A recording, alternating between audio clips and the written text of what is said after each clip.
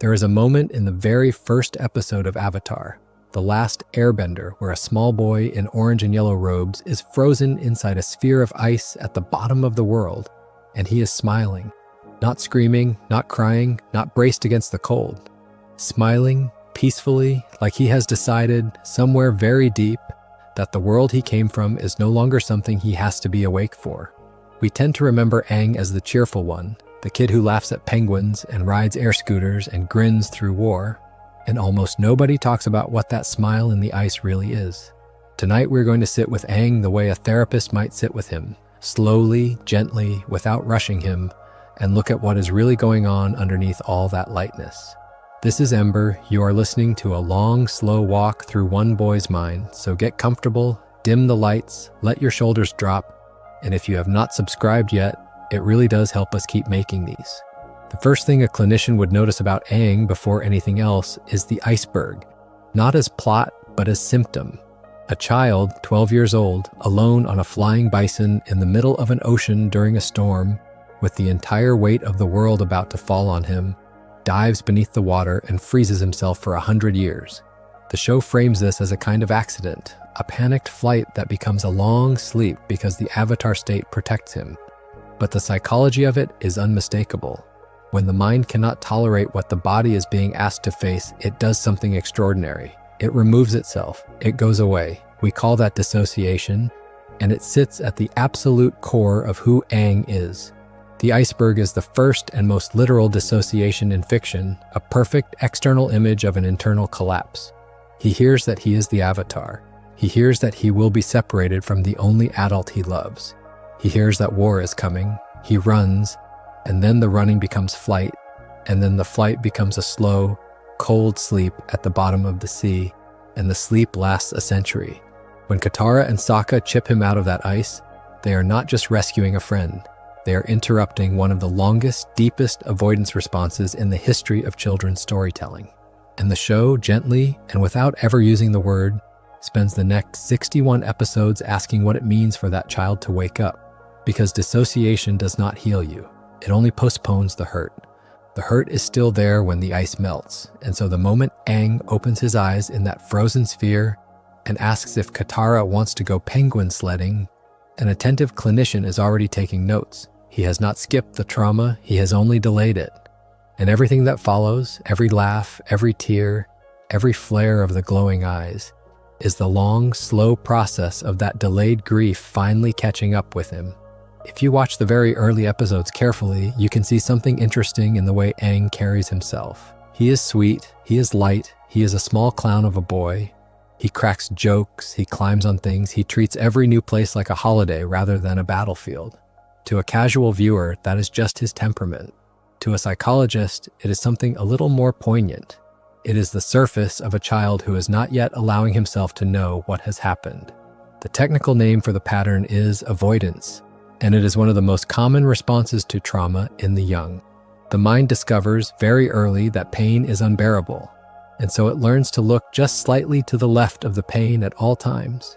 It learns to stay in the next minute, the next game, the next bright thing. Aang does this beautifully. He performs joy, not as a lie, but as a kind of life raft. The joy is genuine, but it is also load-bearing. If he stops being light for too long, the weight underneath might come up through the floor, and the floor of a 12-year-old is not built for that weight. So he keeps moving, he keeps playing, he keeps grinning, even at the people who want to kill him, because the grin is what keeps him in the present and out of the temple full of skeletons. And then, in the third episode of Book 1, the show pulls the floor out from under him. He arrives at the Southern Air Temple, the place where he grew up, the place where every adult he ever loved once lived, and he finds it empty. He finds it more than empty. He finds the bones. He finds the Fire Nation helmets in the dirt. He finds the proof that what he has been refusing to think about for 100 years actually happened.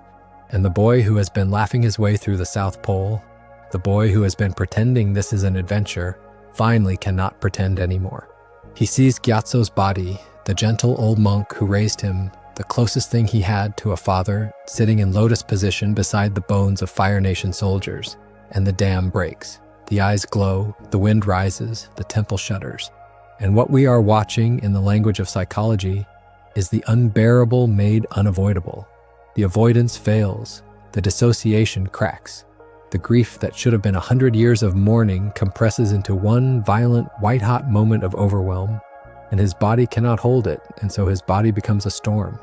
A clinician watching that scene would not call it a power. They would call it a flashback, a dysregulated nervous system, a child whose grief has nowhere to go and so leaves him entirely. He is gone for the duration of that storm. The avatar takes over because Aang himself, the boy, has had to step out of the room. He is too small for what he's feeling, and so something else, something larger and older, hold it for him until the worst of it passes. And then he comes back, and he weeps in Katara's arms, and the show, very quietly, very gently, has just shown us the architecture of his entire mind. Let us stay with Gyatso for a moment, because to understand Aang, you have to understand the shape of the love that was taken from him.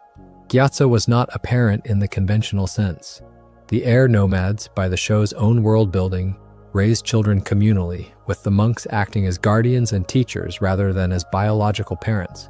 But anyone who has done attachment work knows that what matters to a small child is not the bloodline. What matters is the steady, attuned, responsive presence of a particular grown-up who notices you, delights in you, and stays. Gyatso was that grown-up. We see them together in flashback, baking fruit pies, dropping them on the heads of unsuspecting monks below, laughing in a way that has the texture of a real relationship and not a duty. Gyatso is the one who tells Aang that being the avatar does not have to mean losing the boy. Gyatso is the one who, when the Council of Elders decides to send Aang to the Eastern Air Temple to focus his training, fights to keep them together. And that fight, that quiet attempt by an old monk to protect a frightened child from an institution that wants to take him away, is the last act of love Aang ever receives from him in waking life. Because the next time Aang sees Gyatso, the old monk is bones in a robe in a temple full of dead friends. The grief that follows is not normal grief. It is something psychology has a more specific name for: ambiguous loss, the kind of mourning that has no body, no funeral, no ritual to close it. Aang does not get to bury Gyatso. He does not get to say goodbye. He does not even get the dignity of being there when it happened. He was not present at the genocide. He was inside a ball of ice, somewhere off the coast of the South Pole, peacefully not knowing. And so when he finally sees the temple empty, the loss arrives all at once, 100 years late, with no community to share it with, no other air nomad to nod and say, yes, I know, I lost them too. There is no funeral because there is no one left to attend. There is no ritual because the people who knew the ritual are gone. The grief is total, and it is solitary, and it is too large for one 12-year-old body. This is the kind of bereavement, in clinical terms, that tends to lodge somewhere very deep and rarely comes out cleanly. It does not resolve in a single weeping episode in the third installment of a children's show. It seeps, it surfaces in small moments, it shapes how he loves, how he fights, how he sleeps at night. And the show, to its enormous credit, knows this. Aang's grief for Gyatso never really ends, it just learns, over the seasons, how to walk beside him rather than crush him. There's another piece of the picture that is easy to miss because Aang himself works so hard to keep us looking elsewhere, and that is survivor's guilt. He is the only air nomad left, not one of a few, not the youngest of a small surviving group, the only one. Every airbender child he ever played with, every adult he ever bowed to, every elder he ever feared, every cook in the kitchen, every keeper of the bison, every painter of the murals on the walls, every singer of the chants at sunrise, all of them gone. And he is the one who lived, and he lived not because he fought harder or hid better or got luckier in some honorable way. He lived because he ran, because in the moment of greatest pressure, his small 12-year-old self could not face it and slipped away, and the iceberg held him while the world burned. A clinician working with survivors of catastrophe sees this pattern again and again. The mind of the one who lived turns slowly against itself. It begins to ask, why me? It begins to feel that surviving was a kind of cheating. It begins to wonder if the dead would forgive the living for breathing. And in Aang, that voice is never spoken out loud because he is too gentle a soul to put words to it. But it is everywhere in his behavior. It is in the way he overgives. It is in the way he forgives. It is in the way he refuses to let anyone else die in front of him if he can possibly help it. The boy who was not there when his people died spends the rest of the show trying to be there for everyone. That is not coincidence. That is the way survivor's guilt rewires the self. And the running, the flight, That act of leaving the temple on Appa during the storm deserves its own moment of attention because it is the original wound that everything else organizes around. When we talk about the body's response to overwhelming threat, the framework most clinicians use in some form is fight, flight, freeze, or fawn. Aang's nervous system in the foundational moment of his life chooses flight. Then, when even flight is not enough, it chooses freeze. He literally freezes. He becomes the iceberg. And once a child's body learns, in the deepest possible way, that the answer to unbearable pressure is to leave, that pattern does not simply go away because a friend wakes you up a century later. It stays. You can see it surface throughout the series, not always in the obvious form of physical running, but in the form of avoidance, of distraction, of becoming suddenly very interested in something delightful, right when something serious needs to be discussed. When Katara tries to talk to him about hard things, he sometimes makes a joke. When Toph confronts him about his evasions, he wriggles. When Roku tries to tell him what he has to do about Fire Lord Ozai, he leaves, in a way, even while standing still. He searches and searches the world for some other answer, some way that the thing he has to do can be done by someone other than him, in some form other than the one being demanded. The flight response, in his system, has become the basic shape of his moral imagination. He runs from killing because killing is unbearable, yes, but also because running in some deep, wordless place is what his body knows how to do when the unbearable comes close. The miracle of the series finale, in psychological terms, is not that he refuses to kill. It is that he stops running, finally, and finds a third way.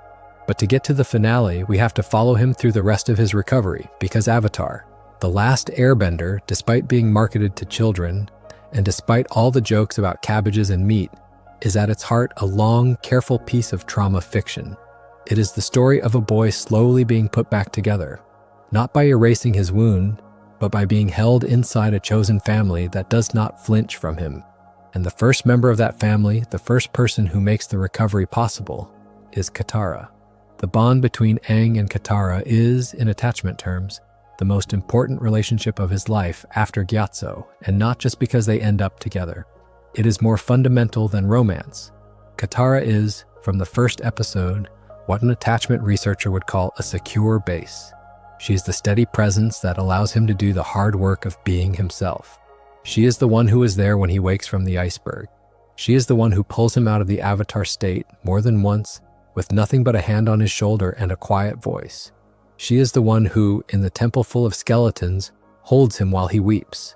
The neuroscience of co-regulation tells us that when a child cannot soothe their own nervous system, another body, calm and close, can do it for them. Aang, whose own system is repeatedly overwhelmed by what he is carrying, finds in Katara a body that can do that work. Her steadiness becomes a kind of external scaffold around his still developing internal one. Without her, the question of whether he could have held the weight at all becomes very real. With her, the work becomes possible. There is a tension at the heart of Aang's emotional life that a clinician would find almost immediately, and it is the tension between his upbringing and his needs. The Air Nomads, as the show presents them, were a culture built around non-attachment. The monks teach that to love anything too tightly is to set yourself up for suffering, that the path to wisdom runs through letting go. This is recognizable in our world as a flavor of certain monastic Buddhist traditions, and the show treats it with real respect. It is not portrayed as wrong, it is portrayed as a serious spiritual discipline. But there is a problem with teaching non-attachment to a 12-year-old who has already been ripped away from everyone he loved. The teaching is wisdom for a settled adult mind. It is not psychology for a traumatized child. A child needs attachment, secure, particular, unembarrassed attachment before they can ever genuinely practice letting go. You cannot release what you were never allowed to hold, and so Aang grows up inside a culture that gently but persistently asks him to loosen the very ties he needs to form in order to become a whole person, and then those ties are cut for him anyway, by the genocide, before he ever gets to choose whether to release them. The result is a boy who has been taught a beautiful theology of letting go, and who is, at the same time, frantically, secretly, completely unwilling to let go of anything ever again. You can hear it in the way he talks about Appa when Appa is stolen. You can see it in the way his eyes drink in Katara when she is not looking.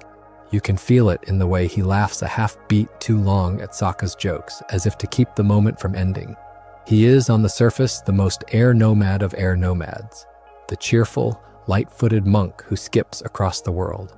But underneath, he is a child who has decided, deep in some wordless place, that he will never lose anyone again, no matter what the teachings say. And that decision will become the central knot of his moral life when the guru asks him to untie it. We will get to the guru because that whole sequence is, in some ways, the most explicit therapy session in the show. But first, it is worth looking at what the show does with Aang's identity in those early seasons. Because identity is the place where psychology meets destiny in the cleanest way. When Erik Erikson, the developmental psychologist, talked about adolescence, he described the central task of that life stage as identity formation. The slow, exploratory work of figuring out who you are by trying on different selves, different roles, different futures, and gradually finding the one that fits. A healthy adolescent gets to wander a little. They get to try things. They get to be wrong. The pathological alternative, which Erikson called identity foreclosure, happens when an adolescent is handed an identity by someone else, often a family, an institution, a tradition, and told that this is who they already are, and so the exploration never happens. The foreclosed adolescent looks, on the surface, like a very put-together young person. They know who they are. They know what they want to do. They know exactly the shape of their future, but the inside of that identity is hollow because it was given to them rather than chosen, and so it tends to crack under stress. Aang is identity foreclosure in its purest, most dramatic form. As a very small child, by Air Nomad custom, he picks out 4 toys from a row of thousands and is recognized as the next avatar. He does not get to try on other lives. He does not get to wonder if he might be a baker, a poet, a quiet temple sweeper, a wandering musician. He is the avatar. He has always been the avatar. He will always be the avatar. Every meaningful adult around him relates to him through that fact. His training, his future, his marriage, his death, all of it is foreordained by an identity that was identified in him, not chosen by him.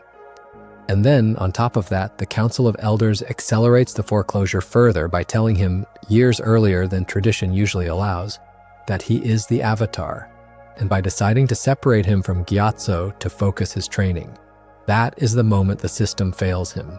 The whole reason he runs is because the foreclosed identity has just been ratcheted tighter, and the one person who is helping him remain a boy inside it is being taken away. From a developmental psychology standpoint, what we are looking at is a child whose entire selfhood has been collapsed onto a single role before he had any chance to know who else he might be. And his entire arc through the series, from book 1 through the finale, is the long, hard work of slowly, carefully, painfully expanding that identity into something he can actually live inside. This is why his moments of play, his goofing off, his refusal to take certain things seriously are not just personality. They are, in a sense, an unfinished adolescence trying to happen on the fly. He missed the years a normal child gets to figure out who they are. He is doing it now on the back of Appa, between battles, in the cracks between his duties. When he learns earthbending with Toph and finds it deeply uncomfortable, when he tries firebending and is terrified by it, when he is asked to be more serious and resists, what we are watching is not laziness or immaturity. It is the slow, late, partial discovery of all the selves he never got to be. He is trying on personalities the way other adolescents try on hairstyles because nobody let him do it when it was time, and the people in his life, to their credit, mostly let him. Katara tolerates it. Sokka jokes with it, Toph mocks it, but ultimately respects it. They are together giving him the room to do the developmental work that the monks and the council and the entire cosmic order failed to give him space for.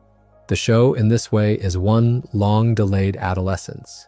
And inside that delayed adolescence, the question of the avatar state becomes more than a power. It becomes a psychological event. When you look closely at how the avatar state is activated through the series, particularly in the first 2 seasons, you start to see a pattern that no clinician could miss. It activates under extreme emotional distress. It activates when he sees Gyatso's body. It activates when he believes Katara has been killed. It activates when he hears about Appa being taken. It activates, in the most dramatic form, in the crystal catacombs beneath Ba Sing Se when he is preparing to let go of his last attachment and is struck down. The pattern is consistent. The avatar state is not primarily a tool. It is a response. It is what his nervous system does when the feeling is too much. It is dissociation as superpower. The child leaves and something else holds the wheel. That something else has access to the wisdom and the power of every avatar who ever lived, but it is not, in any meaningful sense, Aang. The boy is gone for the duration. He is not in the body when it speaks in a chorus of voices and raises the temple. He has stepped out the way trauma survivors describe stepping out of their own bodies during episodes of overwhelm. He is hovering somewhere just outside himself, watching. And when he comes back, he often does not fully remember what the state did with his hands. This is one of the show's quietest pieces of brilliance. It takes the fantasy convention of the powered-up form, the super mode, and it shows it to us as a wound. The most dangerous thing Aang can do, the closest thing he has to ultimate power, is also the thing he does when he is least himself. The power and the wound are the same circuit. And so when, in the Book 2 finale, he is struck down by Azula's lightning in mid-avatar state, what is actually happening is more than a near-fatal injury. The cosmic logic of the show says that being killed in the avatar state could break the cycle of reincarnation forever. The psychological logic of the show says something quieter, that the dissociation almost kills him, that the strategy that has been protecting him since he was 12 has finally turned around and become the danger, that the very thing he uses to survive the unbearable is now the thing that nearly ends him. He is saved by Katara with water from the spirit oasis in a scene that is almost a literal resuscitation of a drowning child. The boy who froze himself in water at 12 is brought back to life by water at 12. The symmetry is not subtle. It is the show telling us gently that he cannot keep using the iceberg. He has to find another way. The sequence with Guru Pathak on the Eastern Air Temple in the back half of Book 2 is the closest the show comes to outright depicting therapy, and it deserves a particularly slow attention. The Guru offers Aang a look at the 7 chakras, each of which is blocked by a wound, and each of which has to be opened by sitting with that wound until it loosens. A clinician would recognize this immediately as a structural model of trauma work, the slow climb up the body from base to crown, from physical safety to spiritual integration, with the most difficult unblocking saved for the end. And what the show does in those scenes is something it does not get nearly enough credit for. It takes Aang through real, named, specific grief. He sits with the loss of his people. He sits with his guilt. He sits with his shame. He sits with his loneliness. He sits with his lies. He sits with the love he refused to admit. And one by one, the chakras open. He cries. He shakes. He laughs. He breathes. The work is being done. He is, in front of us, becoming whole. The dissociation is being walked back, blockage by blockage, all the way up to the crown. And then he hits the last chakra, the one for cosmic energy, the one that opens only when you can let go of your earthly attachments. The Guru tells him that the last chakra cannot be opened until he releases his attachment to Katara. Not the love, not the closeness, but the grip, the clinging, the need. From a Buddhist standpoint, this is sound. From a psychological standpoint, it is the worst possible instruction at the worst possible moment. Because Aang's attachment to Katara is not a spiritual obstacle. It is the closest thing he has to a secure base. It is the relationship that has been carrying him through every other piece of work. It is the thing his nervous system uses to ground itself when the avatar state threatens to take him under. Asking him to release it before the rest of his life has stabilized is like asking a drowning man to release the life ring, because the philosophy of swimming requires unencumbered limbs. And in the show, that is exactly what happens. He tries, he has a vision of Katara in danger, he believes he must go to her, he breaks the meditation, he chooses attachment over enlightenment, and he flies off. And in the process, he flies straight into the trap Azula has prepared in the catacombs, and he is struck down. The Guru in this story is not the villain, he is offering real wisdom, but he is offering it to a person not yet developmentally ready for it. And the show, very pointedly, lets that be the case. There's a real argument inside the show about whether non-attachment is the right teaching for a traumatized child. The show gently lands on the side of attachment first, release later. Heal first, transcend later. Be a person before you try to be a saint. And that is, in many ways, what trauma-informed therapy has been saying for 40 years. The crystal catacombs scene, in psychological terms, is the moment of arrested rebirth. He enters the avatar state at the very last second, having finally chosen to release Katara. The chakra opens, the power surges, and in the moment he is most fully connected, most fully integrated, most truly himself, he is struck. The wound, in canon terms, is the lightning bolt from Azula. The wound, in symbolic terms, is the cost of doing the work too fast, of trying to grow up in a single afternoon, of being asked to become an enlightened being while still a frightened boy. He is brought back by Katara, who is the very attachment he was told to release, and the metaphor could not be clearer. You do not heal alone, you do not heal in solitude on a mountain, you heal in the company of people who love you, and you heal by being willing to need them. And the spiritual project of letting go is something you earn the right to undertake only after you have first allowed yourself to hold on. When Aang wakes up at the beginning of Book 3, his hair grown in, his face haunted, his voice quieter, what we are seeing is a boy who has been through a kind of psychological death. Something in him did die in those catacombs. The version of him that thought he could solve his problems by climbing a chakra ladder in a single sitting. The version that thought the teachings could be performed rather than lived. The version that thought he could be the avatar without first becoming a person. That version is gone. And the version that takes its place is quieter, more careful, and more aware that there are wounds inside him that will not close just because someone tells him to breathe. The third season, in this reading, becomes a study in slow integration. Aang spends much of it preparing to face Fire Lord Ozai. But the preparation is not only physical, it is psychological. He is being asked to do the thing he has spent his entire life flinching from. He is being asked to act decisively finally without running. The framework of the season, with the invasion on the day of Black Sun, the comet bearing down, the looming confrontation with Ozai, presses harder and harder on the central wound. And one of the most psychologically interesting choices the writers make is to let him feel that pressure visibly. He has panic attacks, he has nightmares. He talks in his sleep in the episode that focuses on his inability to rest in the days before the comet. He stops being able to eat. He is, in the language of clinical trauma, in a state of acute anticipatory crisis. His body anticipating the moment it has been dreading since he was 12 and beginning to break down under the weight. The cheerful kid is still there, somewhere, but the cheerfulness is thinner now, a layer of frost over a much darker pond. And the show, again, lets us see it. The animators draw the rings under his eyes. The voice actor lowers his pitch. The jokes get a little forced. He is dying a little in the way that all of us die a little when we are pushed up against the thing we cannot face. And his friends, again, hold him through it. They do not fix him. They cannot. But they sit with him, and they share his food, and they laugh at his jokes when the jokes are not good, and they let him have his bad nights without humiliating him. They are doing, without knowing it, the work of group therapy. They are witnessing him through. There is a scene late in Book 3 on the Ember Island Players' beach in the days before the comet, where Aang tries to kiss Katara and she pulls back and says she does not know. He runs off into the night. The fandom has had a long, complicated relationship with that scene, but a clinician watching it sees something very specific. He is, in that moment, trying to secure the attachment. He is reaching for the anchor before the storm. He is asking, in the only language a frightened 13-year-old has, "Please tell me you will still be here when this is over." Her uncertainty is honest. She is not ready.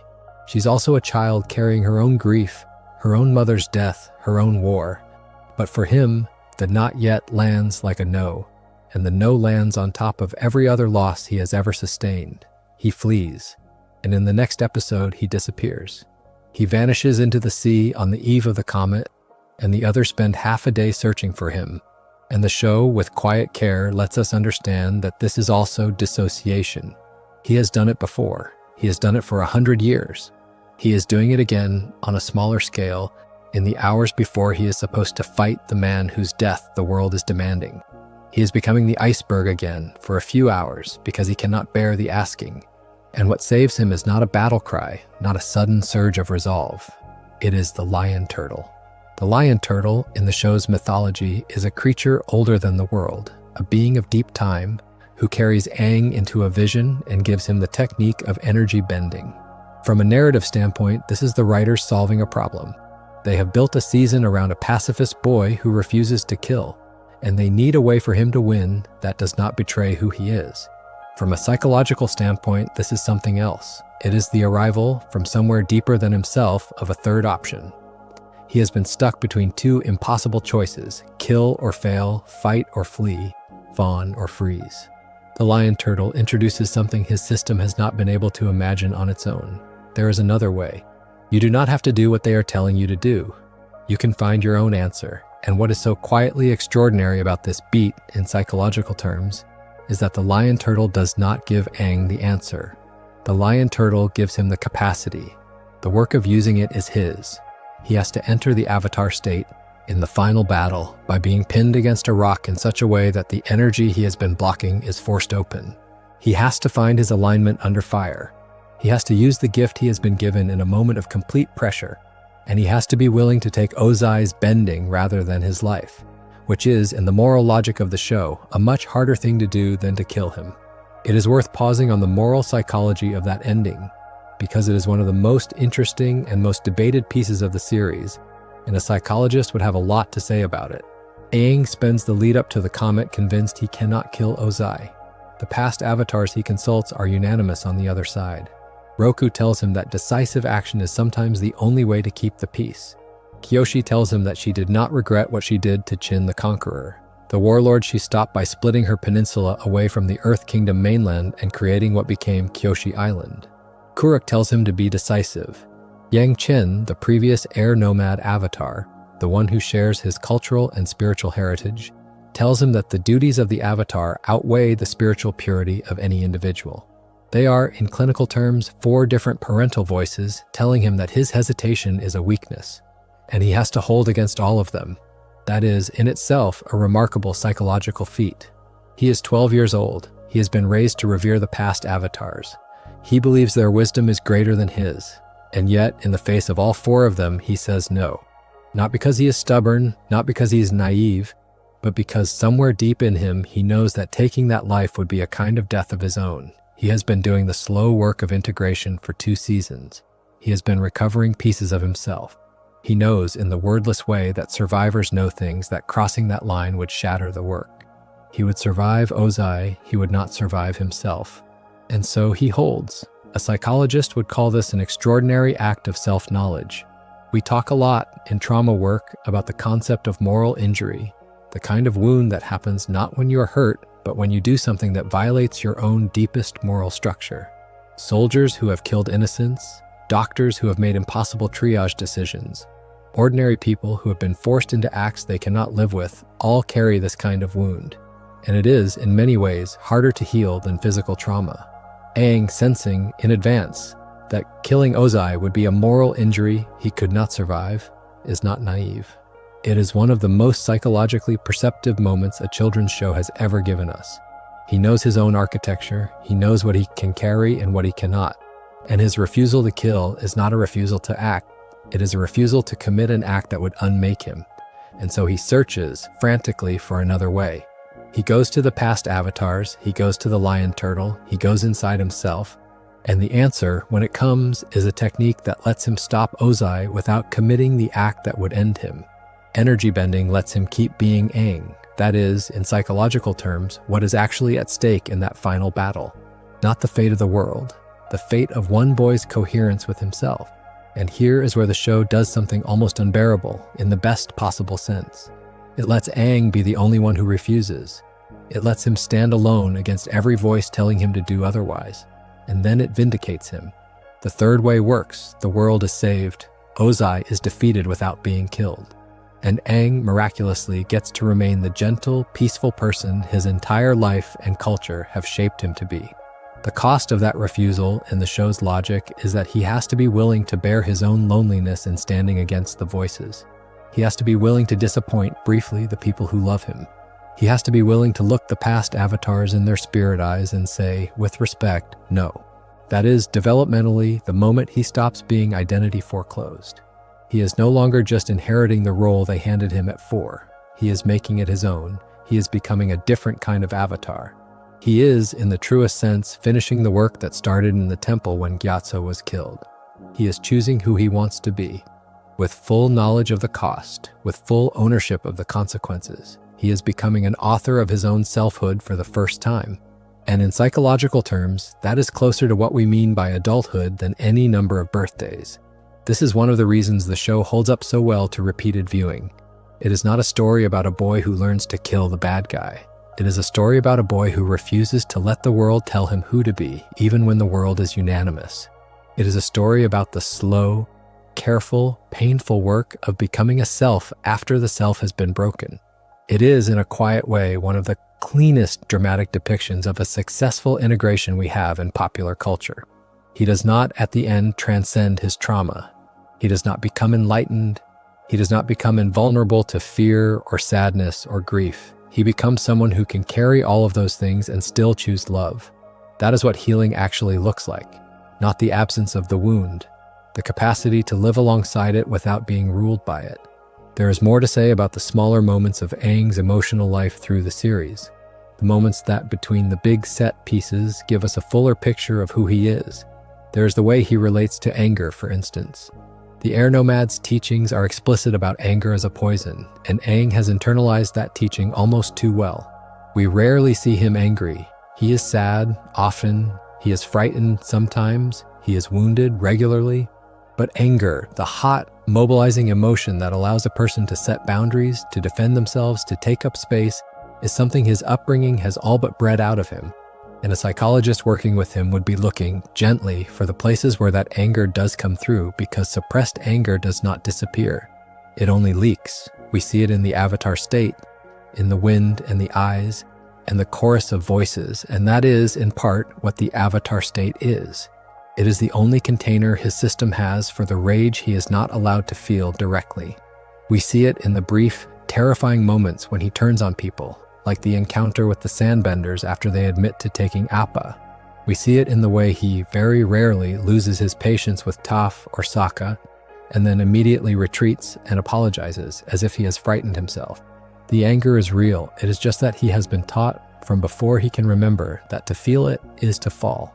A more developmentally healthy outcome for a boy like him would be the integration of anger as a useful signal. The recognition that anger can mean something important is being threatened. The willingness to feel anger without identifying with it. The show does some of this work for him. By the end of Book 3, he is capable of facing Ozai with steady focus rather than wild rage, of fighting hard without losing himself, of being firm without being cruel. That is a kind of anger integration, even if the show never names it as such. He has learned, in the slow way that survivors learn things, that he can be fierce without being lost. He can be powerful without being possessed. He can stand his ground without becoming his ground. That is one of the quietest, most important pieces of his maturation across the series, and it is the part that makes the energy-bending finale possible. He is not, in those moments, a frightened 12-year-old looking for someone to tell him what to do. He is a young person who has finally taken back the inside of his own body. He is angry, surely, who would not be? But the anger is his now. It is not eating him. It is sitting beside him, useful, mobilizing, held. There is something to be said also about the way the show handles Aang's relationship to humor, because humor is, in psychological terms, one of the more interesting things a person can do with pain. Sigmund Freud, in one of his less famous essays, wrote about humor as a defense mechanism that, unlike the more brittle defenses, actually involves a kind of triumph. It says, in effect, look, I see what is happening to me. I'm not denying it, but I'm not going to let it crush me. I'm going to find a way to laugh at it. Aang is, in this sense, a master of mature humor, even at 12. His jokes are rarely cruel. They are rarely defensive in the toxic sense. They are, more often, a way of bringing the temperature of a room down, of inviting the people he loves to remember that they are still alive, that there is still something silly and warm in the world. When he makes a goofy face at Katara during a tense moment, it is not avoidance, or at least not only avoidance, it is also a tiny gift. It is him saying, you do not have to live entirely inside the war. I will be the one to remember the world outside the war for both of us. That is one of the most beautiful things a traumatized child can learn to do, and Aang does it again and again. His humor is, in many ways, his most underrated piece of psychological maturity. It is the way he keeps the people around him from drowning, even when he himself is barely keeping above water.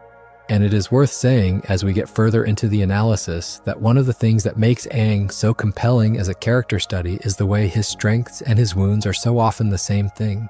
His openness to others, the easy way he loves, the immediate trust he extends, that is, on the one hand, a feature of his Air Nomad upbringing, a gift of a culture that emphasized connection across difference. On the other hand, it is also, in part, a child's adaptation to having lost everyone. A boy who has lost everyone learns to love the next person fast, because there might not be time later. He learns to invite the world in, hard, because the world has already proven it will take everything if he does not.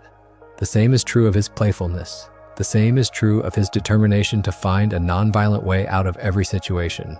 These traits are simultaneously beautiful spiritual commitments and trauma responses. They are not less beautiful for being trauma responses, but understanding them as both helps us understand why he holds them so tightly, and why letting go of them would cost him so much. He cannot, in the end, just decide to be more pragmatic, more violent, more strategic. To ask him to do that is to ask him to become someone other than the boy who survived the iceberg. And the iceberg is, in some sense, still inside him, still cold, still patient, still waiting to see if it will be needed again. Let us look more closely at his friendships, because Toph and Sokka and Zuko each illuminate different pieces of his psychological architecture, and the show, very cleverly, uses them as different forms of co-regulation and challenge. Sokka is, in many ways, the older brother Aang never had. He is the practical mind to Aang's spiritual one, the planner, the strategist, the one who keeps everyone fed. From a developmental standpoint, Sokka offers Aang something his Air Nomad upbringing could not. The example of a young man who is not particularly spiritual, who is not bound by ancient duty, who is just trying to do the right thing for his sister and his people, and the funny, annoying 12-year-old he ended up traveling with. Sokka shows Aang what a normal person looks like, and that is, in some ways, a gift his culture never gave him. It says, you do not have to be a monk to be good. You can be a kid who likes meat and bad jokes and is afraid of being useless, and you can still be a person worth loving. Aang absorbs that slowly. By the end of the series, his earnestness has been leavened with a more grounded sense of his own humanness. He is more able to roll his eyes, more able to be silly without it being a performance, more able to be a boy. Toph is something else again. Toph is, in psychological terms, the boundary teacher. She is the one who will not let him get away with avoidance. She is the one who calls him on his evasions, who refuses to be charmed when she senses he is dodging, who insists that he face the hard thing because she has had to face many hard things herself, alone for years. She is, in many ways, the friend a person in flight needs the most, the one who will sit there with their arms crossed and wait for them to finish running and come back to the conversation. The friendship between Aang and Toph is full of friction, and the friction is the point. He learns through her that being challenged is not the same as being unloved, that someone can refuse to coddle him and still be on his side. That growth sometimes requires the discomfort of being known. From an attachment standpoint, she gives him what Katara cannot, the experience of being securely loved while being held to a higher standard. That combination, secure love plus high standards, is one of the things developmental psychology has consistently identified as protective for resilient outcomes. Toph is, without ever meaning to be, one of the most important therapeutic figures in his life.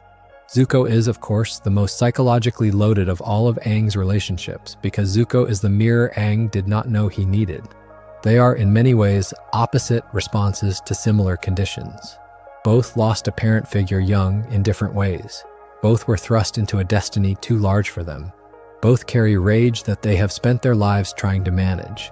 The difference is that Zuko was taught that his rage was the only honorable response to his wounds, and Aang was taught that any rage at all was a betrayal of his teachings. Watching them slowly become friends in the second half of Book 3 is watching two halves of a single psychological puzzle find each other. Zuko teaches Aang firebending, but he also teaches him something subtler, something about the legitimacy of his anger, about the right of a person to be furious at what was done to them. And Aang teaches Zuko, without ever quite saying so, that gentleness is not weakness, that compassion is not a betrayal of strength. They give each other pieces they did not know they had been missing. By the time they face their respective destinies in the finale, each of them is more whole than they were when they met. That is, in clinical terms, the work of friendship in its most useful form. It is mutual repair.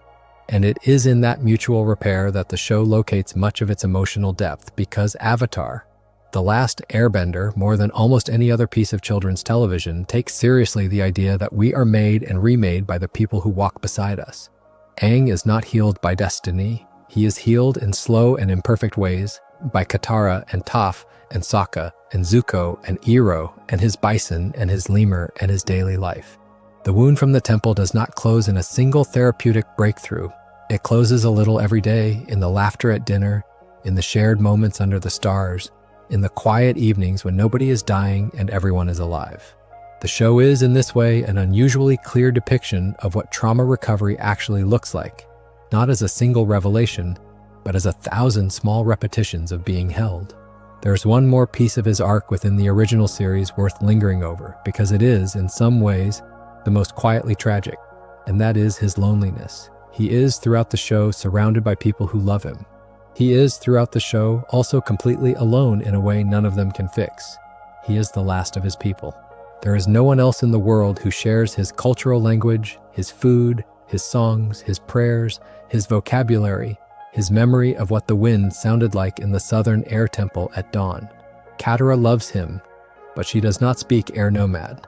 Sokka loves him, but he does not know the chants.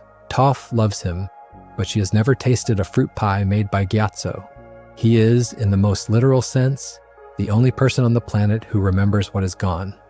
That is a loneliness that nothing can heal.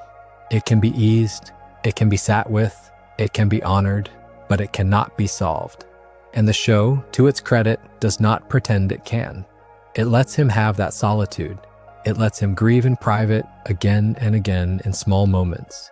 It lets him laugh and play and love. And then, when the wind blows a particular way, it lets him remember. That is, in psychological terms, what cultural grief feels like. It is the grief that is not about a person, but about a world. And it is one of the heaviest things a single person can be asked to carry. It is interesting to set Aang next to his predecessors in the Avatar cycle, because the contrast tells us something important about how his particular psychology shapes the kind of Avatar he becomes. Roku, his immediate predecessor, was raised in the Fire Nation in a time of relative peace. Surrounded by family, schooled at a temple of fire sages, given the chance to fall in love and to choose a partner of his own. Roku had a long, slow, well-supported adolescence, the kind Erikson would describe as fully resolved. By the time we see him as an adult, he has the calm of someone who got to become himself before he had to become a symbol. His failure, the failure that haunts his spirit throughout the show, is one of an excess of attachment in another direction. He could not bring himself to kill his childhood friend, Sozin, even when Sozin's plans were known.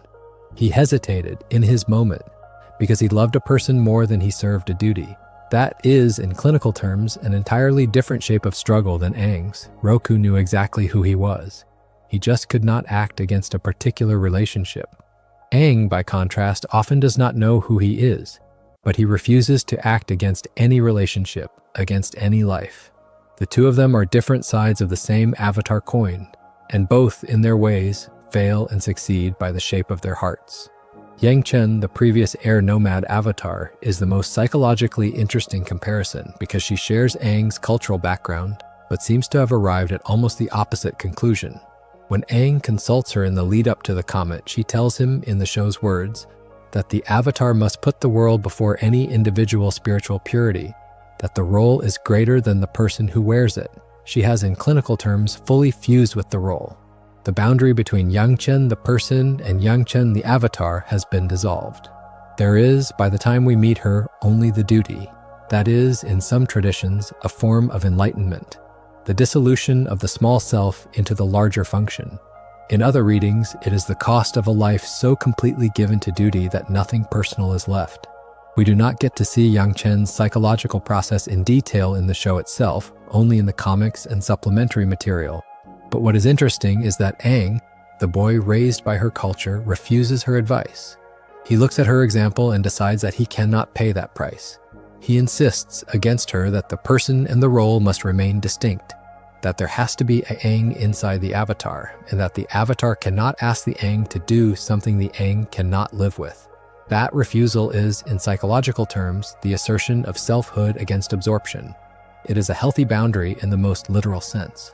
Kyoshi and Kuruk, the other two recent Avatars Aang consults, each represent yet another mode.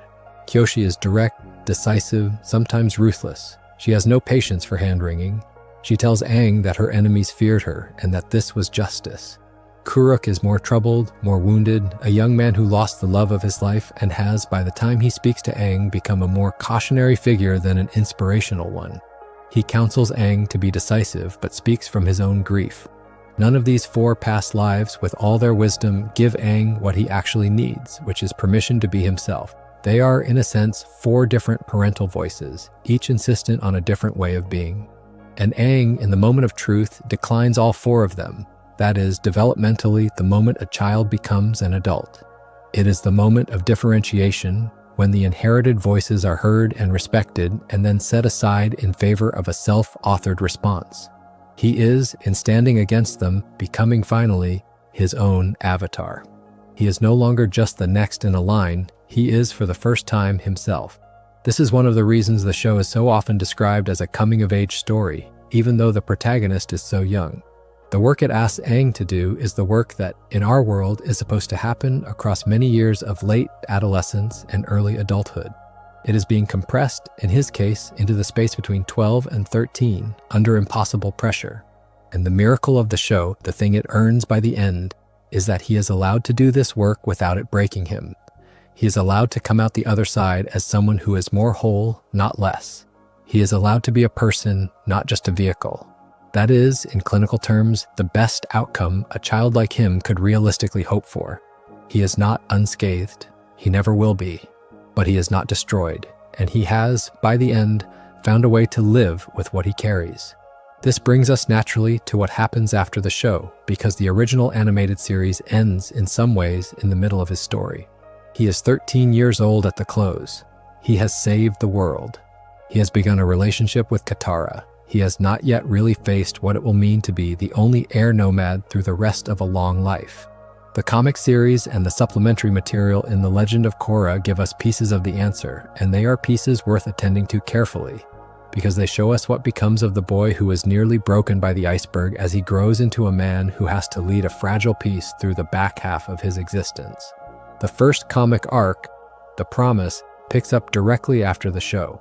It deals with the immediate question of what happens to the Fire Nation colonies in the Earth Kingdom, places where generations of Fire Nation citizens have now lived and made lives.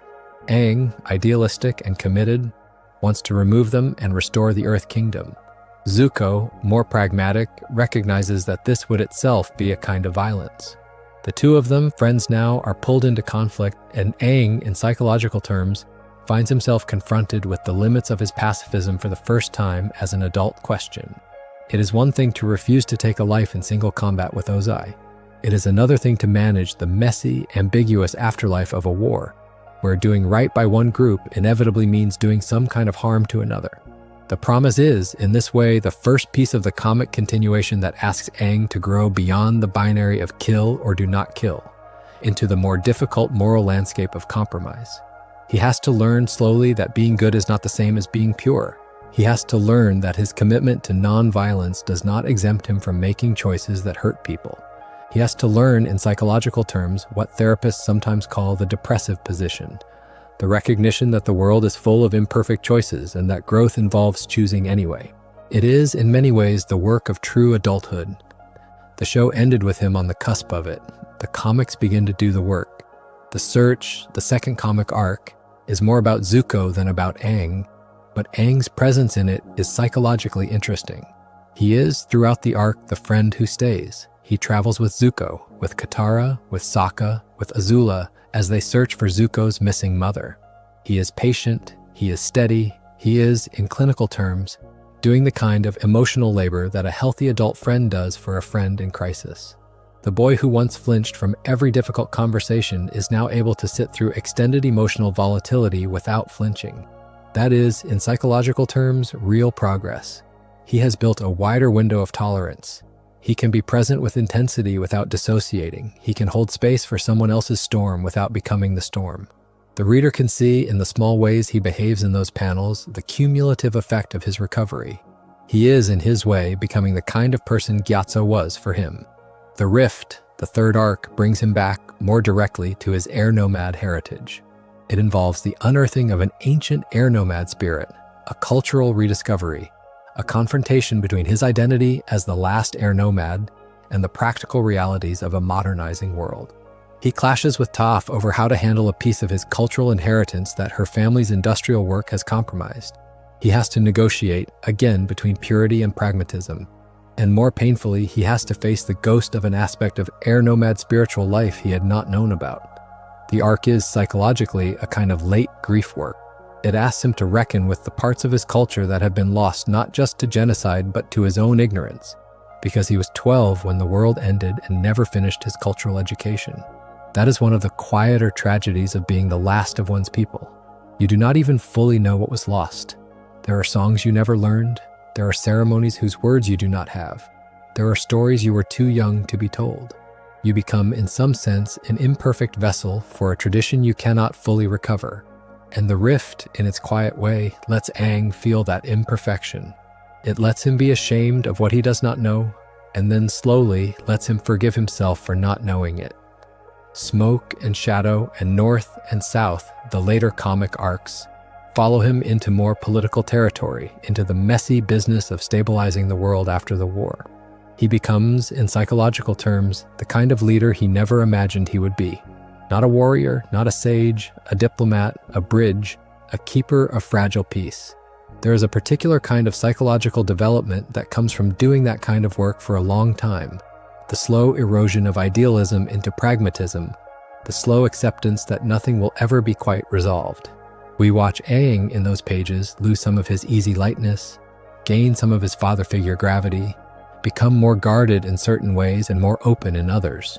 He is, in the way of healthy adults, integrating. He is not who he was at 12. He is also not, fundamentally, someone other than who he was at 12. He is the same boy, more layered, more careful, more aware of how complicated love is when it has to extend to a whole world. He has, in some sense, finally grown into the role he was assigned at 4, but he has grown into it from the inside, not just been forced into it from the outside. He has finally become the Avatar by choice. In the background of all of this, his relationship with Katara is deepening. The comics treat them mostly as a stable, devoted couple working through the ordinary difficulties of partnership against the extraordinary backdrop of saving the world. A clinician looking at that partnership would see on the whole a healthy attachment.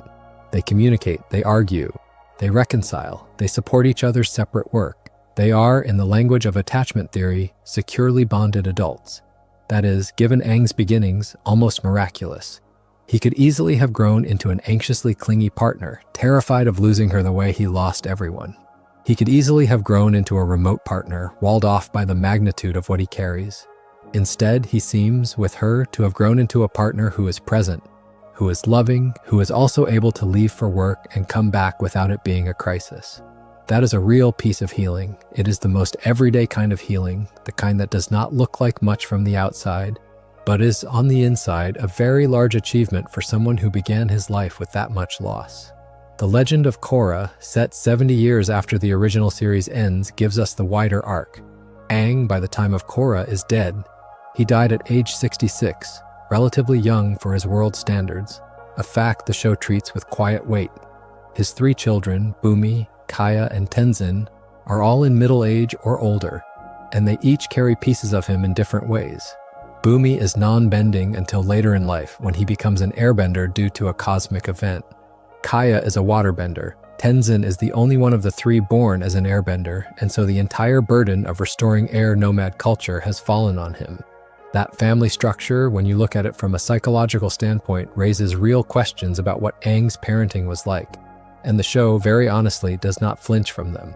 Tenzin himself, in The Legend of Korra, speaks about feeling that his father gave him more attention than his siblings because Tenzin was the only airbender. There is, in that confession, a window into something painful.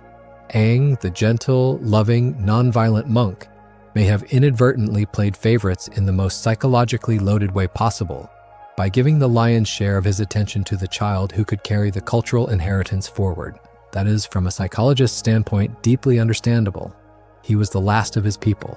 He was carrying an unbearable weight. He had one child, of 3, who could share that weight. The pressure to invest in that child must have been enormous, but the cost for the other 2 would have been real. Bumi and Kaya speak in the show of feeling overlooked, of feeling that their father did not really know them, of growing up in the shadow of a culture that was not theirs to carry, but that took up all the available oxygen anyway. That is, in family systems terms, the kind of dynamic that produces lasting hurt. And the show, to its credit, lets it sit. It does not absolve Aang. It does not condemn him either. It lets him be, as all parents are, imperfect, and it lets his children, as all children are, complex about the love they received and did not receive. This is one of the quieter pieces of the larger story that a psychologist would find fascinating. The boy who suffered a catastrophic cultural loss became a father in adulthood, and that loss shaped how he loved his children. The trauma did not end with him. It echoed forward in ordinary, almost invisible ways, into the next generation. That is one of the central insights of contemporary trauma work, that grief and loss do not stay in the body of the person who first experienced them, but flow forward, often without anyone meaning to pass them on, into the lives of children and grandchildren. Tenzin's intense investment in airbending culture, his anxious sense of responsibility, his slightly rigid moral seriousness, are all in part the inheritance of his father's wound.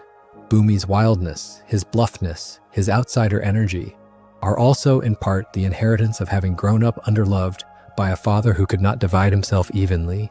Kaya's distance from the family tradition, her independence, her wariness similarly. None of this is anyone's fault exactly. It is what happens when a person who carries that much grief tries to be a parent. The grief leaks. The leaking shapes the children. The children carry the shape forward. And the show, decades later, gently lets us see it. A psychologist looking at adult Aang late in his life would also have to grapple with the question of what kind of leader he became, because the answer is not entirely flattering. There are pieces of the political history of his era, in particular his decisions regarding the criminal Yakone in Republic City, that show us a man who, when pushed, could be harder than the boy we knew. Yakone was a powerful bloodbender in the show's mythology, a serious threat to the city's stability. Aang, in confronting him, took his bending away with energy, bending the same technique he had used on Ozai. That is, in psychological terms, consistent with who he became, a use of his unique gift to avoid violence while still imposing real consequence. But the broader political situation, the simmering inequality in Republic City that gave rise to the equalist movement in Korra's time, suggests that Aang's leadership had its blind spots. He was perhaps more focused on cultural restoration than on systemic justice. He may have, in his way, given more attention to the ghosts of his lost people than to the living grievances of the people in front of him. That is again deeply understandable. It is also, in real terms, a limitation. The show, by setting it up in the background of Korra's struggles, lets us understand that Aang, however beloved, was not infallible. The trauma that shaped him also constrained him. He left in his absence a world he had loved, but also a world he had not fully fixed. And it became Korra's job, generations later, to take up the work he had left undone. It is worth slowing down here and thinking more carefully about the role that Appa plays in Aang's psychological life, because the bison is not a side character. The bison is, in the most literal sense, the only being Aang had with him through the entire arc of his loss. Appa was with him when he ran from the temple. Appa was with him when he froze in the ice. Appa froze too. They were locked together in that century of sleep, and when they woke together. From a clinical standpoint, Appa is what we might call an attachment object, in the same way a stuffed animal can be for a young child, except that Appa is alive, sentient, expressive, capable of love in his own way. The bond between them is not metaphor. It is, in psychological terms, one of the most important attachments in Aang's life. It is older than his bond with Katara. It is older than his bond with Gyatso in the sense that Appa was given to him when he was still a small boy and stayed with him as the only constant through everything that came after. When Appa is taken from him in Book 2, the wound it opens is not just about losing a pet. It is about losing the last living link to the world before. It is about the iceberg cracking again. The episode where Aang searches the desert for Appa, in particular, is one of the most psychologically raw stretches of the entire series. He is unwell, he is dangerous, he is short with the people who love him. He is willing to be cruel, briefly to extract information. He is, in clinical terms, in a state of acute attachment disruption, and his nervous system is doing the things it has not done before, the things he has been afraid to let it do. He is rage adjacent. He is panic adjacent. He is, perhaps for the first time, allowed by the show to be visibly furious about what has been done to him. That episode, the one in which he tracks the sandbenders who have taken Appa, is also one of the few times in the entire series that we see Aang in something close to a fight response rather than a flight response. He is no longer running, he is hunting. And the show, with very careful animation, lets us see how uncomfortable his face is in that mode. He does not look like himself, the light in his eyes is different, the set of his jaw is different, the way he stands is different. He is, briefly, the kind of avatar that Kyoshi or Kuruk might have been, and the show wants us to feel how foreign that is to him. He is, in those moments, doing something his temperament resists, mobilizing anger in pursuit of justice. A clinician would see that as a developmentally important moment. He has, briefly, accessed the parts of himself the Air Nomad teachings tried to bury. He has used them. And then, after he gets through it, he has to integrate what he did. He has to figure out who he is now that he has been that person. Briefly, he has to forgive himself for having been capable of that intensity. The work of integration, in clinical terms, is exactly that. The slow process of becoming able to hold all the parts of oneself, even the ones the teachings called shameful. And it is here that a more recent framework in psychology becomes useful for thinking about Aang, the model that the therapist Richard Schwartz developed and called internal family systems. In that model, the self is understood as composed of many parts, each of which has its own concerns, its own history, its own emotional logic. There are parts that protect, parts that exile, parts that manage, parts that hold the original pain. Healing involves coming into relationship with all of those parts, not erasing any of them, but learning to lead them from a centered place. If we look at Aang through that lens, we see a system that is doing a lot of work to manage a few exiled parts. There is a small boy in the back of his mind who is still screaming in the temple. There is a small boy who is still freezing in the ocean. There is a small boy who is still trying to convince Gyatso to come with him. Those parts have not gone away. They have been protected by a layer of cheerful Aang on top and a layer of dutiful Aang underneath, and a layer of avoidant Aang holding the whole thing together. Over the course of the series, what the show is gently letting us watch is each of those layers being touched and the exiled parts beginning slowly to be witnessed. By the end of the show, Aang is closer to leading from a centered place than he was at the beginning. He is more able to hear from each part without being run by any of them. He can let the small, terrified boy speak in moments of grief without falling completely into terror. He can let the cheerful boy laugh without using the laughter to silence the grief. He can let the dutiful avatar do the work of leadership without losing the boy inside the role. That kind of internal integration is, in clinical terms, the very thing therapy at its best aims for. It is not the absence of parts. It is the presence of a centered self large enough to hold them. And Aang, by the time he energy bends Ozai, is closer to that centered self than he has ever been. He has, in some sense, become his own monk. He has, in some sense, finally given himself the wisdom that Gyatso would have given him, had Gyatso lived long enough to do so. There is one more piece of the psychology that often goes unmentioned, and that is the question of sleep and dreams. We see Aang having nightmares more than once in the show. We see him struggling with rest in the lead up to the comet. We see him talking in his sleep, restless, sweating, his body refusing to release into deep rest because his nervous system is too activated to let him fall. This is one of the most under-discussed pieces of his psychological portrait, but it is one of the most realistic. Survivors of profound loss, particularly children, very often have sleep disturbances. The body, having learned that the world can end while you sleep, does not entirely trust sleep again. The vigilance stays. The dreams that do come are often crowded with the lost. Aang, throughout the series, almost certainly has more dreams about Gyatso than he ever lets on. The series implies, with quick visual cues, that the lost faces of his childhood do not leave him at night. They visit him in the form of monks, in the form of children playing, in the form of voices half remembered. And he wakes from those dreams to a world in which they are still gone. That is, in clinical terms, the kind of nightly grief that simply has to be lived through. There is no medication that fixes it. There is no breathing technique that makes it pleasant. There is only the willingness to be visited by the dead in dreams and to grieve them again and again and to wake up and keep going. He does that again and again across the series, mostly out of frame. It is one of the quiet heroisms of his character. And the question of his body is worth thinking about too, because the somatic dimension of trauma matters as much as the cognitive one. The body keeps the score, as the psychiatrist Bessel van der Kolk's book put it, and Aang's body has 100 years of stored stillness in it. He has spent a century in an iceberg, his nervous system frozen in the moment of his greatest panic. When he wakes, that panic is still in there, latent, ready to be triggered.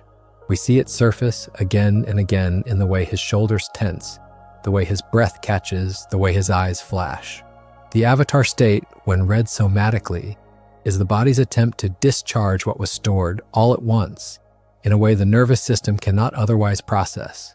Each time it activates, it is, in some sense, the iceberg cracking open and the stored panic flooding out, channeled by the cosmic avatar machinery into a force the show frames as power.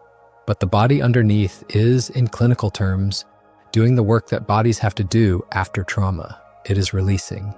It is shaking in the way deer shake after a chase, in the way trauma therapists encourage their clients to allow. It is trying to come back to baseline. The avatar state in this reading is not just spiritual, it is somatic. It is the body of a frightened child finally letting out what it was not allowed to let out at the time. And the slow lessening of the avatar state across books, the way it becomes more controllable, more chosen, less catastrophic, is the body of that child slowly coming back into regulation. This is also why his airbending feels so personal, so expressive of who he is. Airbending, in the show's world building, is the bending art of the Air Nomads, deeply rooted in their philosophy of motion, freedom, redirection, and nonviolence. It is, from a somatic standpoint, a martial discipline that emphasizes evasion and deflection over confrontation. That is, in clinical terms, a perfect match for a flight-response nervous system. Aang's bending, his whole way of moving in the world, is shaped by the same wiring that made him freeze in the iceberg. He gets out of the way, he redirects, he turns the opponent's strength against them. He almost never strikes first. The whole technical vocabulary of his fighting is the vocabulary of a body that has learned deep down that the safest answer is not to be where the blow lands. That makes him in many ways a perfect air nomad. It also makes him in many ways a person carrying the legacy of his original trauma into every movement he makes. The two are inseparable. The flight that saved him as a child is the bending that makes him a master. The wound and the gift are, again, the same circuit. Compare that briefly to his discomfort with earthbending. He struggles, famously, with the element because earthbending requires standing your ground, planting your feet, meeting force with force rather than redirecting it. Toph teaches him slowly, painfully, to do the opposite of what his nervous system is wired for. And the moment, in Book 2, when he finally bends Earth, the moment he stops dodging and meets the obstacle head-on, is, in psychological terms, a developmental milestone. He is learning, in his body, to stand. He is learning that his system can do something other than flee. He is rewiring himself, one stance at a time. By the time he finishes his earthbending training, he has a new option in his nervous system. He can flee and he can stand. That is, in trauma-informed terms, an expansion of his window of tolerance. He has more responses available to him now. He is more flexible, more whole, and the show very carefully frames the earthbending arc as exactly this kind of work. It is not just learning a new skill, it is learning a new way to be inside his own body. Firebending in Book 3 completes the elemental arc, and with it, the somatic one. Fire is, in the show's world building, the bending of will, drive, life force. From a somatic standpoint, it maps onto the activating, mobilizing energies of the nervous system, the ones his upbringing made him most afraid of. He has, throughout the series, been terrified of fire. He has watched fire burn down his world. He has burned Katara accidentally in his first attempt to learn it back in Book 1, and that injury, that real harm to the person he loves most, locks him out of the practice until Zuko comes to him in Book 3. To learn firebending in Book 3 is to learn to befriend the very element that destroyed his people. From a psychological standpoint, that is a remarkable thing for a survivor to do. He is, in clinical terms, doing exposure therapy in its truest form. He is approaching the thing he is most afraid of, in slow, supported steps under the guidance of a teacher he trusts, until he can be in relationship with it rather than panicked by it. Zuko is the teacher, the dragons are the spirits. The journey is, in its quiet way, a deeply healing one.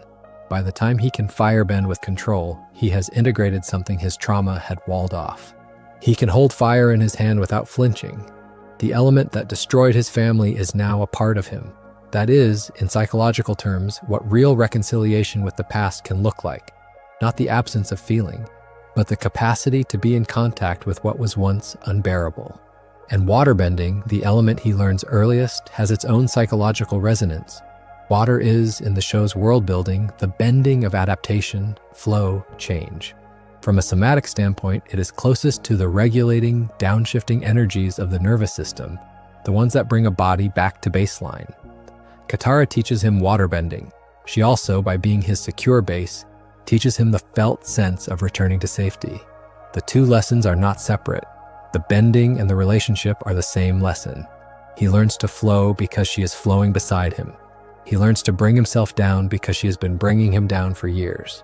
By the end of the original series, he is, somatically speaking, a complete person. He can flow with water, he can stand with earth, he can mobilize with fire, he can flee or release with air.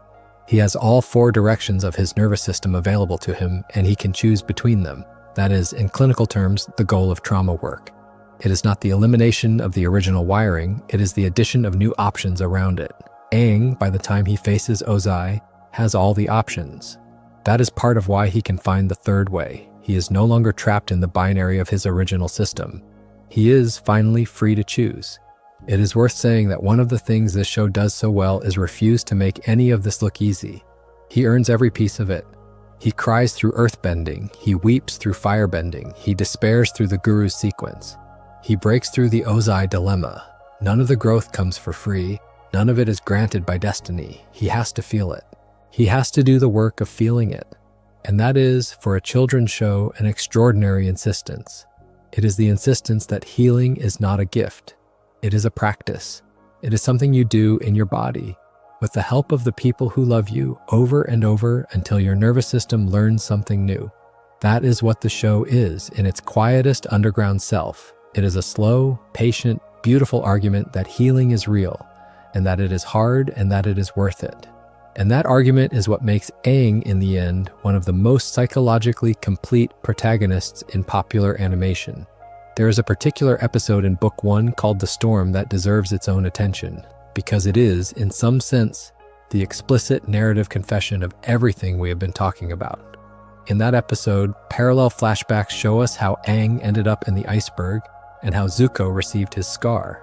And the show, very pointedly, lets us see how Aang's flight from his temple was the act of a frightened child. He overhears the elder saying he will be separated from Gyatso. He cannot bear it. He runs, he flies into the storm, he goes under. The show is, in this episode, giving us the trauma narrative in clear form, the narrative his nervous system has been carrying without words, and it is letting Katara hear it for the first time, and it is letting us hear it with her.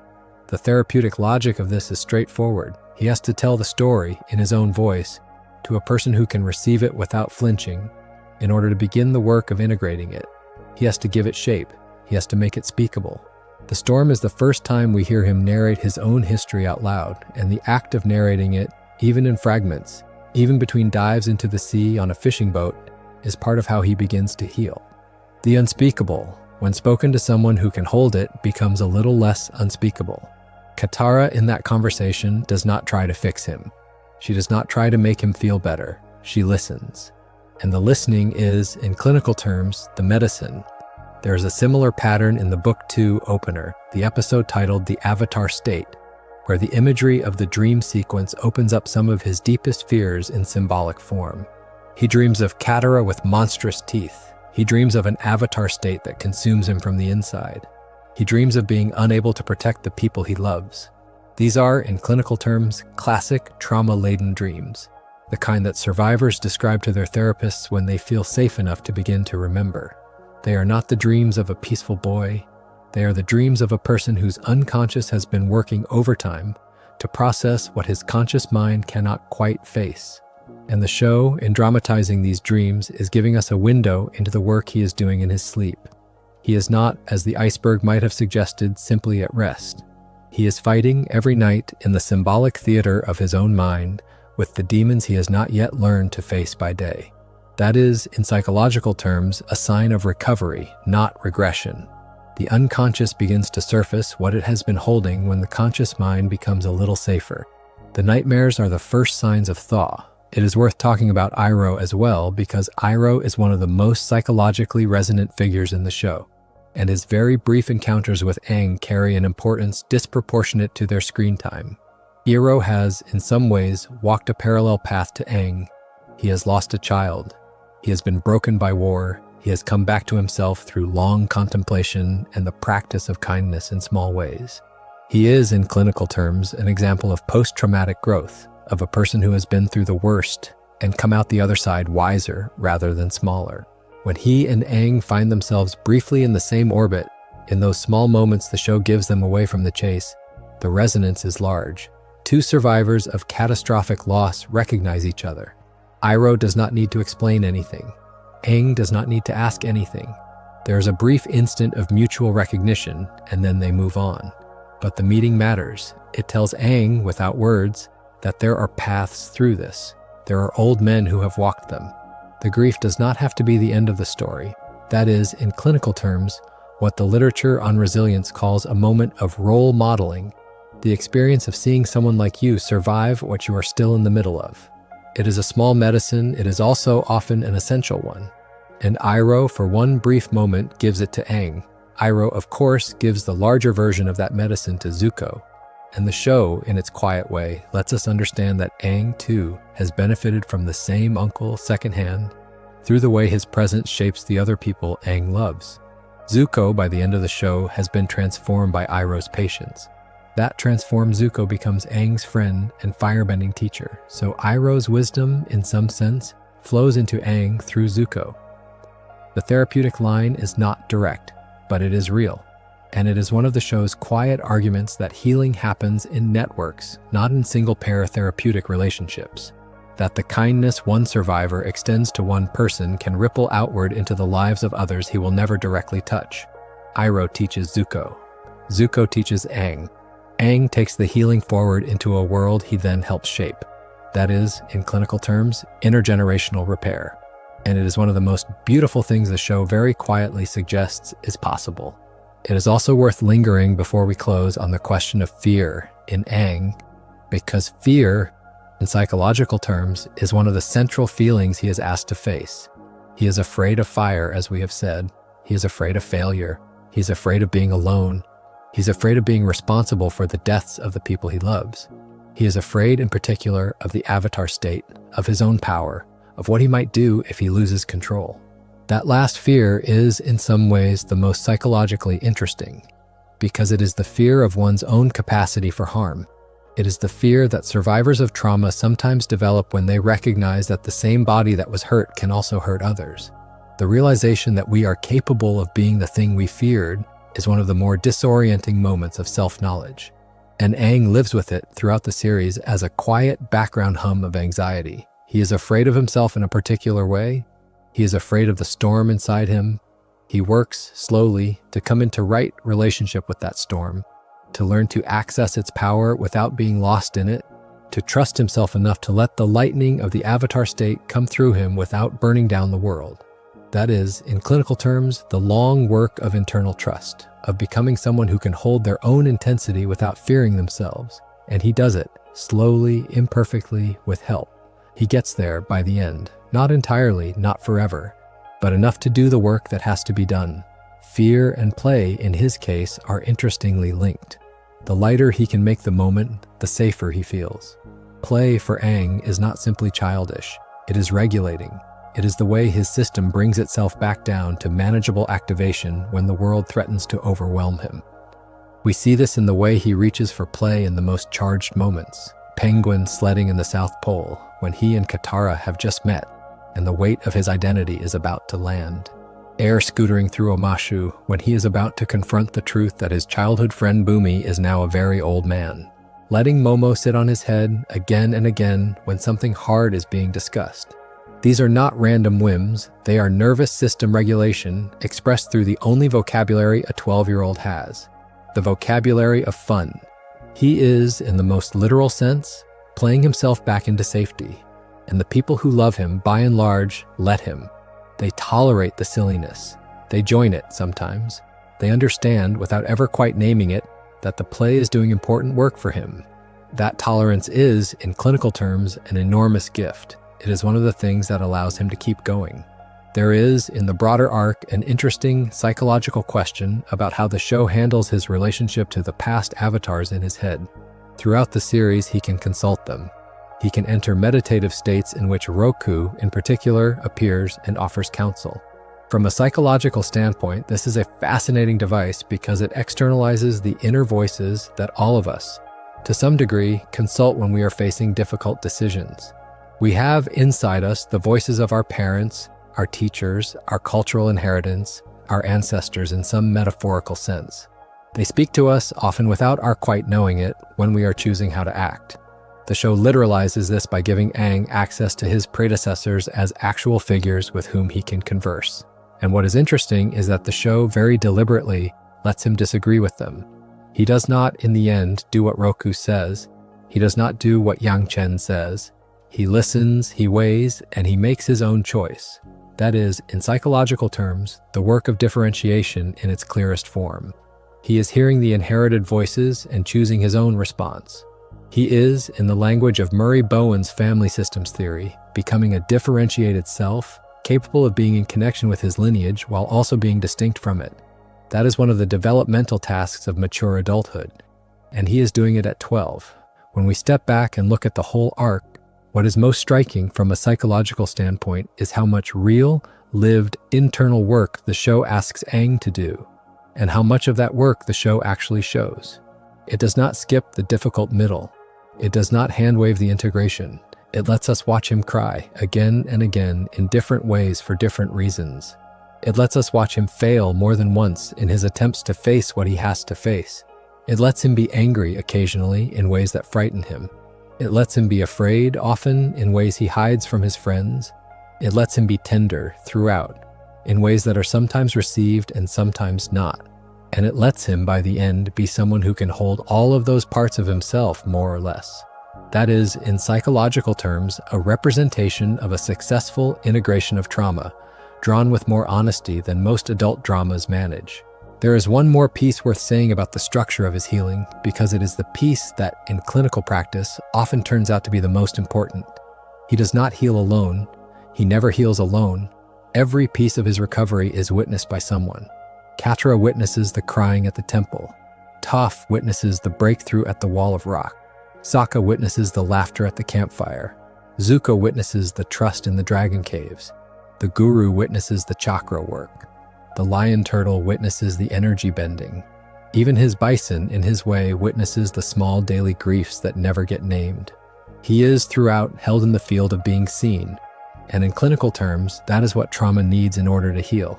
It needs to be witnessed by someone who can stay. It needs to be held in the presence of another, without judgment, without rush. The unspoken law of trauma is that what cannot be felt with someone else in safety cannot fully heal. Aang has, in his small chosen family, the witnesses he needs. That is one of the deepest gifts the show gives him. It does not give him an easy life. It does not give him a clean recovery. It gives him companions, and the companions are enough. It is interesting also to think about what the show does not give him, because the omissions are themselves psychologically meaningful. We never see Aang in formal therapy, of course, because that is not the world the show is in. We never see him given a diagnosis. We never see him put into a category. The show resists the temptation to clinicalize its protagonist. It lets him be a boy first, a survivor second, and an analytic case study only by implication. That is, in some ways, the more honest choice. People who have lived through what Aang has lived through do not always go to therapy. They often have to do the work on the fly, with whatever resources their life provides. The show, by letting Aang do that, honors the experience of many real people whose recovery has been forged in the ordinary work of living, rather than in dedicated clinical hours. He heals as people actually heal. He heals in conversation, in play, in small moments of being seen, in the slow accumulation of safe nights. That is the texture of real recovery for most survivors. And the show, by reflecting it, becomes one of the most realistic representations of trauma recovery in popular fiction, even though it never uses the word trauma once. It is also worth noting that the show does not pretend that recovery is complete. By the end of the original animated series, Aang is more whole than he was. He is not unwounded, he is not done with grief. He will have hard nights for the rest of his life. He will presumably dream of Gyatso for decades. He will presumably feel the ache of being the last of his kind every time he hears the wind move in a particular way. The show, in declining to pretend otherwise, treats him with the kind of psychological respect that more polished narratives often fail to extend to their survivor protagonist. It says, "This is who you are now, you will carry this. You will also be able to live alongside it." Both are true, and both are honored. There is, throughout the show, a quiet running theme of what it means to be young and to carry an old weight. And this is a theme worth saying out loud as we move toward the close, because it is one of the things that makes Aang's story so resonant with people of so many ages. There are children watching Avatar, the Last Airbender, who have, in their own smaller and larger ways, carried adult weights too young, children whose parents were ill, children whose families were lost, children who had to be the strong one, children who had to grow up before they were ready. They see in Aang someone whose weight is metaphor for theirs. They see the iceberg as a feeling they recognize. They see the smile in the ice as something they have done with their own faces. And the show, by treating him with kindness, by letting him heal, by surrounding him with friends, gives those children something like a map. It says, you can be young and carry this. You can play, you can love, you can heal, you can find your friends. You can be both the burdened one and the goofy one, both the grieving one and the laughing one. You do not have to choose. That is, in clinical terms, one of the more useful pieces of psychoeducation that any piece of children's fiction has ever offered. And it is offered beautifully without ever being explicitly named. There is, in particular, one moment in Book 1 that captures the loneliness of his position with painful clarity, and it is the visit to Omashu, where he is reunited with his old friend Bumi. The two of them were boys together, mischief makers, sliding down the mail chutes, playing tricks on the city guards. Bumi has, in the 100 years Aang was in the iceberg, become an old man. He is, by the time Aang sees him again, the king of Omashu, eccentric, formidable, alive. The reunion is, on the surface, joyful. They have not lost each other. Bumi remembers Aang. Aang sees in Bumi's face the boy he used to know. But underneath the joy is a particular kind of grief that only survivors of certain catastrophes know. The friend he loved as a peer is no longer a peer. The friend who shared his childhood is now closer to death than to childhood. They cannot, in any real sense, be 12 together again. The reunion is a kind of haunting. It is one of the few times in the show that Aang has the experience of meeting someone from his original life. And the experience is, by its nature, double-edged. The face is there. The voice, in some buried register, is there. But the body has been carried forward by a century that Aang himself was not in. They are not contemporaries. They are not really anything that has a word for it. They are the only two living people who remember a particular summer in Omashu, and one of them is very old and one of them is 12. That is, in clinical terms, a kind of relational anachronism. It is a loss that has no template, and Aang, with his characteristic resilience, smiles through it. He plays, he laughs, he hugs his old friend. And then, when he flies away, the friend goes back to being a king in his 90s, and Aang goes back to being a child in his teens. They will not, in the end, get much more time together. The reunion is a flicker, the loss returns. And there is one moment with King Bumi that is psychologically priceless. The moment when Bumi waits, patient, in his cell during the eclipse, conserving his energy, refusing to free himself until the time is right. He tells Aang, in essence, that one must wait, that one must observe, that one must choose the moment. And the lesson he gives is, in clinical terms, a lesson in regulation.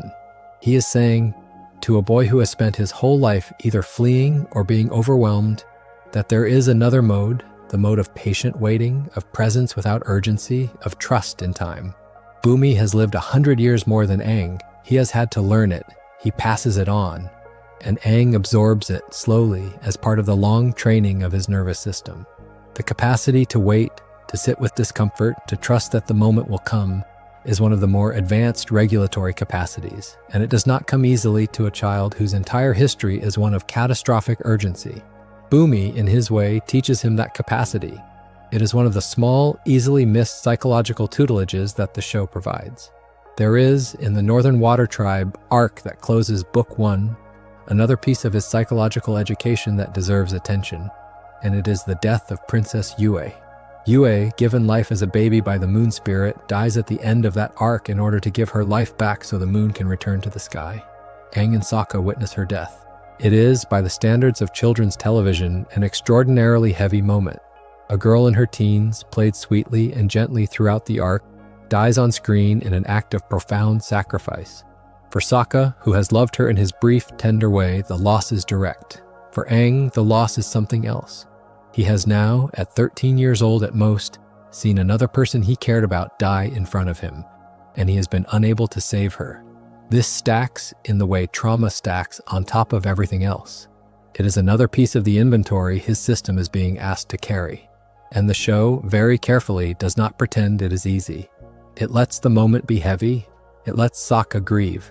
It lets Aang look stricken. It does not move on too fast. That is, in clinical terms, the appropriate honoring of a loss. You feel it, you do not skip it, you let it become part of you. The show, in doing this, models for its young viewers what real grief looks like, and lets Aang, in his small way, do the same. The relationship he develops with the spirits throughout the show is also worth thinking about from a psychological standpoint. The spirits are, in the show's mythology, beings of the spiritual world, sometimes wise, sometimes terrifying, sometimes both. Aang, as Avatar, is the bridge between worlds, and his encounters with spirits like Heibai, like Ko the Face Stealer, like the moon and ocean spirits, like the lion turtle, are, in psychological terms, encounters with the deepest parts of the unconscious. They are encounters with the parts of the psyche that operate below ordinary awareness, that contain ancient wisdom and ancient terror in equal measure. Heibai, the angry forest spirit, is calmed by Aang's gentleness in a scene that reads almost as a primer in how to be present with overwhelmed emotion. The spirit is in distress because its forest has been burned. Aang does not fight it, he does not flee it, he sits with it, he listens, he understands. And in understanding, he gives the spirit what it needs to begin to calm. That is, in clinical terms, what attuned presence can do for an overwhelmed system. It is what Aang himself has needed again and again, and what Katara has given him. And here we see him beginning to give it to others. He is becoming, in his way, capable of being a Katara to another being. That is one of the marks of someone who has been well held themselves. They become able to hold. Ko, the Face Stealer, is the more troubling spirit. He is, in the show, the spirit who takes the face of any being who shows emotion in his presence. To meet him, Aang has to keep his face perfectly still. He has to not let his feelings show. From a psychological standpoint, this is a fascinating encounter because Ko represents, in symbolic form, the threat of being seen with emotion in a context that punishes the seeing. He is, in some sense, the embodiment of the experience of having to mask one's feelings in order to survive, an experience that many traumatized people know intimately. And Aang, to survive Ko, has to do exactly what trauma has trained him to do, suppress his face. The encounter goes well, in narrative terms. He escapes with his face intact, but the psychological note it strikes is darker than the show quite acknowledges. He has been put briefly in a situation that required him to use his deepest survival skill, the masking, the not showing, the going still in the face of danger. And it has worked. And one wonders, in the quiet way the show invites us to wonder, what it does to a child to be rewarded for that capacity, whether it deepens the very dissociation he is trying to work through, whether it teaches the body, again, that disappearing is the right answer to threat. The show does not resolve this. It lets the moment be ambivalent. And in the ambivalence, it gives us another piece of the complex, sometimes contradictory psychology of growing up while being trained to survive. There is one more spiritual encounter worth thinking about, and that is the one with the lion turtle in the final stretch of Book 3. The lion turtle, in the show, is a creature of enormous wisdom and age, and the encounter with it has the texture of an encounter with something archetypal. The lion turtle gives Aang energy bending, but more importantly, the lion turtle speaks to him in language that is, in psychological terms, deeply integrative. It speaks of the unbendable spirit. It speaks of the resistance to corruption of inner truth. It speaks of the capacity to bend the energies of life rather than to take them. From a psychological standpoint, this is the wisdom that Aang has been groping toward throughout the series. He has been looking for a way to be in the world that does not require him to betray himself. The lion turtle, in granting him energy bending, is granting him, in symbolic form, the recognition that this way exists, that a person of integrity can find an answer that violates neither their values nor their effectiveness. The lion turtle is, in some sense, the deepest part of his own unconscious finally coming forward to give him what he needs. It is the part of him that has known all along that there had to be another way, and that has been waiting for the rest of him to be ready to receive it. By the end of the show, then, what we have is a portrait of a child who has been through extraordinary loss and who has been given, in his small chosen family and in the world's deeper resources, the materials to begin to put himself back together. The show ends with him by the docks of Ba Sing Se in Iroh's tea shop, having tea with his friends, kissing Katara on the balcony as the sun sets. It is one of the most peaceful endings in any animated series. It is, in psychological terms, an earned peace. He has done the work. The peace is not given to him. He has built it, with help, with effort, with grief, with patience. And the show, by ending here, gives us the rest he has needed since the iceberg cracked. He is, for that moment, allowed to be still without the stillness being dangerous. He is allowed to love without the love being threatened. He is allowed briefly to be just a boy. We have spoken about the comics and about the broader continuity in the Legend of Korra, but it is worth, before we move toward the close, gathering a little more carefully what the picture of his later life adds to the psychological portrait. He marries Katara, he has 3 children, he becomes a father, a husband, a world leader, a teacher of new airbenders gathered as the Air Acolytes, a group of devotees of the philosophy who join him in trying to keep some piece of the Air Nomad tradition alive. He becomes, in his way, a successful adult. He carries the weight of the rebuilding of his culture as best he can. He is loved, he is admired. He is, by the time he dies, one of the most respected figures in the world he helped save. And yet, in the same time, he is human. He plays favorites with Tenzin. He sometimes fails to be the father his other children needed. He sometimes makes political choices that produce, downstream, the kind of structural inequality that fuels later conflicts. He is, in clinical terms, a flawed adult who came from a broken childhood and made the most of what he had. He is not a saint. He is, in the most honest sense, a survivor who became as whole as a survivor can become, and who passed both his gifts and his wounds on to those who came after him. That is, in psychological terms, what real adulthood often looks like for those who have survived early trauma. They do not become perfect, they become real. They become capable of love, of work, of meaning. They are also, in places, still wounded, and the wounds shape their choices in ways they may not always see. The fact that he dies at 66, relatively young by his world standards, is, again, narratively pointed. The show implies that the strain of his time in the iceberg, the strain of his accelerated maturation, the strain of carrying the world for so long, took years off his life. That is, in clinical terms, consistent with what we know about the long-term physical impact of severe early trauma. The body keeps the score across the lifespan. The strain of chronic stress shortens lives. Survivors of catastrophic childhood loss are statistically more likely to face health problems in midlife. The show, by killing Aang relatively young, lets us understand that the cost was real. He did not get away clean.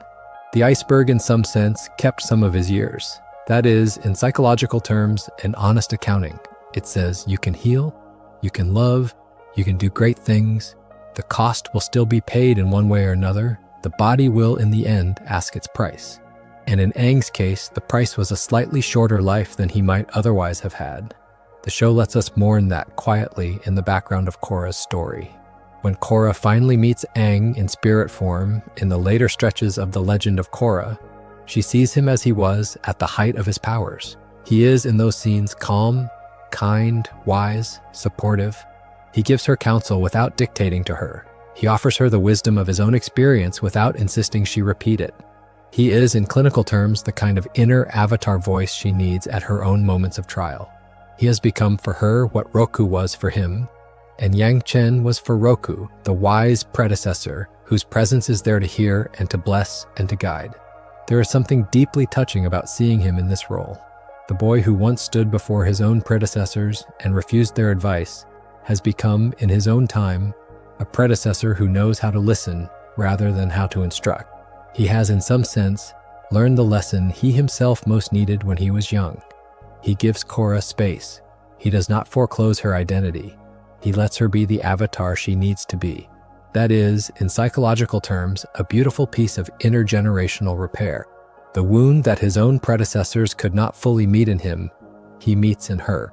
That is one of the deepest forms of healing, the kind that travels across generations and turns inherited pain into inherited wisdom. It is also worth saying, before we move toward the close, that the show offers, in its own way, a model of post-traumatic growth that contemporary psychology has been working to describe more carefully over the last several decades. The basic idea of post-traumatic growth, as it has been studied, is that some survivors of catastrophic events emerge not only with the expected forms of suffering, but also with new strengths, new depths, new appreciations of life that they did not have before the trauma. The model does not deny the harm, it simply notices that alongside the harm, certain things grow. Aang is, in many ways, a textbook case of this kind of growth. His gentleness, his compassion, his ability to love widely and forgive deeply, his capacity to find joy in the smallest moments, his willingness to face hard things in service of others. These are not just personality traits, they are, in part, the harvest of having survived what he survived. He is, in some sense, who he is because of what happened to him, not despite it. That is, in psychological terms, what post-traumatic growth at its best looks like. The wound becomes, over years, the source of a different kind of wisdom. The injury becomes, in time, the doorway. None of this makes the injury justified, or worth it, or a gift. The genocide is still a genocide. The grief is still grief. But the person who emerges, having done the work, has access to depths that an unwounded person would not. Aang is one of those people, and the show, in its quiet way, lets us understand that this is part of why he was able to do what he did. The boy in the iceberg, having melted out, had something to give that an untraumatized boy would not have had. There is, in this analysis, a question worth raising openly, because it sits underneath much of what we have been saying, and that is the question of whether Aang's pacifism is a value or a defense. It is, in some ways, the central interpretive question about him. A reading that emphasizes his teachings would say his pacifism is a genuine spiritual commitment, the inheritance of an Air Nomad tradition that he believes in and embodies.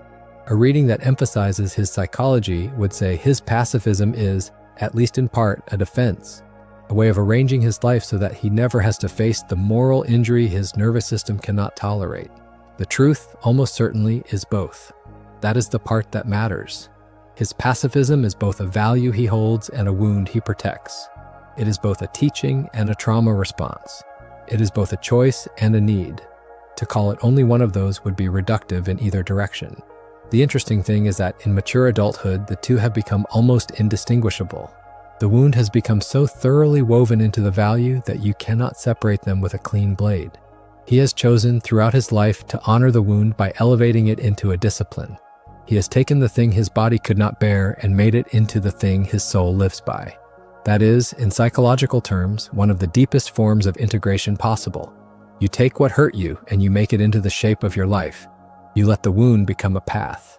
That is, in some sense, what all spiritual traditions aspire to teach, and what Aang, in his small, accidental way, embodies. He is not pure. He is not innocent of his own history. He is instead beautifully complex, his ethics and his injuries running together until you can no longer tell them apart. This is also why the question of whether his refusal to kill Ozai was the right call is, in a way, a question that the show refuses to settle. Different past avatars would have decided differently. Different cultures, watching, will see it differently. The show, having earned the choice for him through the work of his arc, does not insist that everyone in his position would do the same. It just insists that he, specifically given his specific history, given his specific wiring, given his specific developmental moment, needed to find a third way. The validity of that choice is, in some sense, personal rather than universal. It is the right thing for him. It is not necessarily the right thing for everyone. That is, in clinical terms, a remarkably mature position for a children's show to take. It says, what is right for you depends on who you are. And that is a piece of moral psychology that adult moral debates often forget. We are not all the same, We do not all carry the same things. Our choices, to be authentic, have to be made from inside the actual shape of our actual lives. And Aang's choice to refuse to kill was authentic from inside his life. It was the choice that allowed him to remain himself. For another person, the same choice might have been a kind of moral cowardice. For him, it was a moral triumph. The show, by holding this complexity, lets us think about the question rather than settle it. That is one of the gifts of long-form storytelling. Looking across the whole shape of his story, what emerges is something close to what some traditions call the wounded healer, the figure whose capacity to heal others is rooted in their own experience of having been wounded. Carl Jung, the Swiss psychiatrist, drew on the older Greek myth of Chiron the centaur to talk about this archetype. Chiron was a healer who could not heal his own wound, and whose unhealing wound became the source of his wisdom about healing. Aang, in his small, mortal way, is in this lineage. He cannot fully heal the wound of his lost people. The Air Nomads are not coming back. The temple where Gyatso died will never be full again. The songs will never be sung the way they were. The healing he offers to others, to a fire nation in transition, to an earth kingdom recovering, to a world rearranging itself after the war, is offered by someone whose own deepest wound will not close. That makes him, in clinical terms, the right kind of leader for a wounded world. He has the credibility of someone who has bled. He is not the healer who has never been hurt. He is the healer whose hurt has taught him what hurt feels like, and who, because of that, can sit beside the wounded without flinching. That is, in psychological terms, a particular kind of authority. It is the authority that comes from having survived. It is worth, before we begin to close, returning to where we started, to the boy smiling in the ice. We have spent these hours sitting beside him, looking at him from many angles, considering the architecture of his mind, the patterns of his behavior, the gifts of his temperament, the wounds of his history. We have seen him as a child of dissociation, as a child of grief, as a child of survivor's guilt, as a child of identity foreclosure, as a child of cultural loss, as a child of complicated cultural inheritance. We have seen him grow, slowly, painfully, beautifully, into someone who could face the thing he most feared without losing himself. We have seen him become a partner, a parent, a leader, a memory in another avatar's mind. We have seen him die, relatively young, his body asking its price. We have seen him return, in spirit, to counsel the one who came after him. We have seen the long arc of a life shaped by an early catastrophe and slowly, transformed by love into something other than catastrophe. And what we are left with in the small hours of our sitting with him is a sense of how extraordinary and how ordinary that arc is both at once. Extraordinary because of the particulars, the genocide, the avatar role, the elements, the spirits. Ordinary because the underlying shape is so deeply human. He is, in the end, a person who was hurt as a child and who spent his life learning to live with what hurt him. That is, in clinical terms, one of the most common human stories there is. And the show, by telling it with such care, has given that story a home in animation. What a psychologist would say about Aang in the end is something like this. He is a remarkable example of a child whose nervous system did exactly what it had to do to survive the unsurvivable, and whose later development, slow and supported, allowed him to expand beyond the original strategies into something richer. He is a study in how trauma responses can become values, how values can become identity, and how identity can be reshaped, slowly, through the work of being loved well and challenged kindly. He is a portrait of attachment as the foundation of resilience, and of community as the medium of recovery. He is a reminder that healing is not the absence of the wound, but the capacity to live alongside it without being ruled by it. He is, in his small fictional way, a hopeful argument that even the most catastrophic early losses are not the final word on a life, and that with time, with help, with patience, with the right people walking beside you, a person can become not only functional, but, in some quiet way, beautiful in the integration of what they have carried. He is, in psychological terms, a love letter to the possibility of becoming whole. He is not perfect. He is not unwounded. He is exactly what most of us, given a long enough life and a kind enough community, can hope to be. He is someone who lived his way through. It is perhaps fitting to end with one more image of him.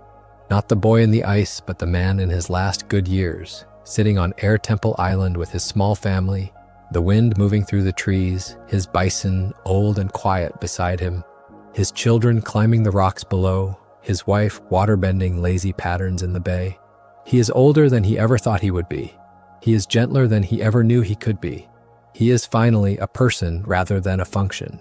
The wind that moves through the trees is the same wind that moved through the temple of his childhood, and there is no one alive who remembers that temple as he does. But the wind itself remembers in its way, and so he is not entirely alone. He sits there in that imagined evening, and he watches his children, and he lets the wind move past him. And somewhere, in some quiet chamber of his nervous system, the small frozen boy in the iceberg, who has been thawing for decades, lets out a long, soft breath and finally falls asleep. That is perhaps the deepest thing a psychologist could say about him. He grew up. He became a person his younger self would not have recognized. And his younger self, in the quietest possible way, finally got to rest. It is something to think about in the dark of a long night that this is what was hiding inside a story that began as a children's animation about a kid who could ride the wind, the depth of it, the seriousness of it, the patience of it. There are very few shows that have ever taken the inner life of a child this seriously. There are very few writers who have been willing to slow down enough to let a trauma response be visible without naming it, to let healing happen at the pace healing actually happens, to let a character carry their loss across an entire arc without resolving it in a single tidy speech. The makers of Avatar. The Last Airbender did all of these things, and they did them in the end for an audience they often underestimated. Children in particular watching this show have been treated to one of the most respectful representations of trauma and recovery in their lives. They have been told, in the language they could receive, that pain is real, that healing is possible, that love is the medium, and that the people who love them do not need them to be unbroken in order to keep loving them. That is, in psychological terms, an unusually generous gift to extend to a child viewer. It says, in essence, you are not too much. You are not too broken. You are not alone. There is a path through. There are friends at the end of it. There is a sunset in a tea shop. Eventually, you can get there. For an adult watching, the same story does the same work in a different register. Adults who have carried their own iceberg moments, their own small flights, their own long thaws, find in Aang a recognizable mirror. They see the dissociation, they see the joy as defense, they see the slow accumulation of small healings. They see, in the end, a version of themselves that has found a way through. That is, in clinical terms, one of the things art at its best can do for survivors. It can show them, in a story not their own, the shape of the journey they are on, and thereby help them recognize that they are, in fact, on a journey. That recognition can be enormously stabilizing. It can give a person the sense that what is happening to them has a name, a pattern, a possible direction. It can make the night feel less infinite. That is the gift the show extends to its adult viewers as well as its young ones. It is a gift many of us, in our quietest moments, do not know how to receive in any other form. A few more things worth saying while the night still has time for them. The question of forgiveness in Aang's story deserves its own moment of consideration, because forgiveness is one of the most psychologically loaded acts a survivor can do, and Aang does it again and again across the series. He forgives Zuko, the prince who hunted him for 2 seasons. He forgives the Fire Nation as a culture for what was done to his people by being willing to live in it, to teach in it, to make a life across the world that includes it. He even, at the end, refuses to take Ozai's life, and in doing so extends to him a kind of mercy that is, in its way, a refusal of the bitterness that would have been so understandable. From a psychological standpoint, forgiveness is not the same as letting someone off the hook. It is not the same as forgetting. It is, more accurately, the act of choosing to release the bitterness as a primary stance, while still allowing the truth of what happened to remain known. It is a release that the forgiver gives themselves, not the one who hurt them. And Aang, in his small, recurring acts of letting go, is doing the work of releasing himself from the bitterness that could have consumed him. He is choosing again and again not to be poisoned by what was done. That is, in clinical terms, an enormous piece of psychological labor. It is not naive. It is not weakness. It is, in fact, one of the strongest things a person can do. The deliberate refusal to let your enemies live rent-free in your nervous system. Aang does this in a quiet way, repeatedly throughout his life, and the show, by depicting it without preaching about it, gives us one of the most honest portraits of forgiveness in popular fiction. There is, too, the question of how he uses small joys as medicine And this is something worth saying out loud because it is part of what makes him so likable. He notices things. He notices the way light falls on the water. He notices the way Momo's tail wraps around things. He notices the smell of the air at altitude. He notices the way a small market in a small town has its own particular life. These small noticings are, in clinical terms, what some therapeutic traditions call savoring, the practice of taking in good moments with full attention, of letting them register, of allowing the nervous system to be colored by what is going well as by what is going badly. Survivors of trauma often have to relearn this skill because trauma narrows the bandwidth of attention onto threat. Aang, despite his trauma, is unusually good at savoring. He absorbs the world. He is delighted by small things. He brings his full attention to the texture of life in the moment. That is, in clinical terms, a deeply regulating practice. It is something that, even unconsciously, his nervous system is using to balance the heaviness it carries. And it is something he models beautifully for everyone around him. He teaches his friends by example that the small good things are worth noticing. That practice ripples outward into their lives. It changes how they see the world. That is, in psychological terms, one of the most important contributions a person can make to the world they live in. Aang makes it daily, and largely without realizing he is doing so. It is also worth saying that there are pieces of his arc that the show could not, in the time it had, fully explore. And these gaps are themselves psychologically interesting. We never quite see him grieve fully for Roku's failure, for instance, even though Roku is, in some sense, the predecessor whose mistakes set up the very catastrophe that defined Aang's life. We never quite see him express his anger at the Air Nomad Council that wanted to separate him from Gyatso, even though that council's decision is, in some sense, the trigger for his flight. We never quite see him reconcile, openly, with the Fire Nation as a collective entity, even though he ends up loving individual Fire Nation people. These gaps are not failures of the show. They are realities of what a single arc can fit. Real recovery for a person like Aang would take a lifetime. And even with the comics and the supplementary material, we are not seeing the full picture. The show acknowledges, by implication, that there is more work to do. He is not finished by the end of Book 3. He is, at best, embarked on a path that will run the rest of his days. That is, in clinical terms, an honest framing.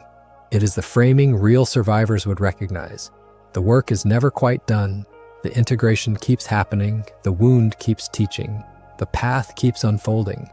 And the person walking it keeps becoming, day by day, more of who they are. Aang's whole life, including his death, is part of that path. And the show, by ending where it ends, simply hands us the baton. The rest of the work, in some sense, is ours. We carry his story forward by letting it work on us. We carry our own stories forward by letting his story remind us that our own iceberg moments are survivable, that our own thaws are possible, that our own friends are out there somewhere, that our own tea shops are waiting. That is, in the end, what the show is for. Not to teach us about Aang, to teach us, by way of him, about ourselves. There is, in the deepest reading of the show, a quiet argument that what saves us in the end is not power and not destiny and not even wisdom. What saves us is the willingness to be in relationship with the parts of ourselves we have been afraid of, and the willingness to do that being in relationship in the company of others. Aang's whole journey is a long demonstration of this. He has the power, he has the destiny, he has, by the end, a great deal of wisdom. But none of those things on their own would have saved him. He is saved by Katara, who is his secure base. He is saved by Sokka, who is his older brother. He is saved by Toph, who challenges him. He is saved by Zuko, who mirrors him.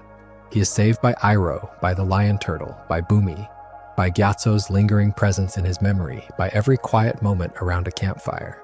He is saved by the relational field of being held. And he, in turn, becomes a person who can hold others. That ripple is the thing. That ripple is what the show is, underneath the bending and the battles and the wonderful fight choreography. It is a long, careful argument that we are made in the company of those who love us, and that the work of healing is the work of becoming, slowly, the kind of person who can love others back. If you're listening to this in the dark, with the lights low and the world quiet around you, perhaps that is the small thing to take with you into sleep tonight. That a small boy in an orange and yellow robe, frozen in a sphere of ice at the bottom of the world, woke up into a small chosen family and slowly, through the patient work of being loved well, became someone who could love a world back. that his iceberg melted not because of force, but because of attention, that his avatar state quieted not because of training alone, but because of his friends staying close, that his grief did not end, but it learned to walk beside him rather than carry him, that the small, terrified part of him deep inside eventually got to rest. These are not just plot points. They are, in their way, gentle promises about what is possible for any of us, given time and the right people. And the show, by holding these promises so steadily, makes good, in its small fictional way, on a kind of hope that the world, in its ordinary mood, does not always make easy to find. That hope is what we end on. It is what we carry into the night. It is what allows us perhaps to let go a little and to rest. And so, as we begin to close, it is worth saying one more time, gently, that to think about Aang in this way is not to reduce him to a case study. He is a character. He is a story. He is, in the way of all good characters, larger than any one frame can hold. But it is also true that thinking about him as a person, with a nervous system, with a history, with patterns and gifts and wounds, brings into focus what the show has been quietly doing all along. It has been treating him with the seriousness due to a real life. It has been letting his suffering be real suffering, his joy be real joy, his recovery be real recovery. That is, in some ways, the highest compliment a piece of fiction can pay its protagonist. It refuses to use them as a vehicle. It lets them be a person. And the person, in this case, is one of the most psychologically textured children's animation has ever given us. The depth of him is part of why so many of us still talk about him, still write about him, still come back to his story in the quiet hours when we need to remember that healing is possible. If you have been with us all this way, thank you for sitting with him. Thank you for letting his story move slowly enough to be felt. There's something to be said for taking the time to look closely at a fictional character, particularly one who has carried so much for so many viewers over the years. It is a way of paying attention to the things in ourselves that share his shape. It is a way of letting an old story do new work.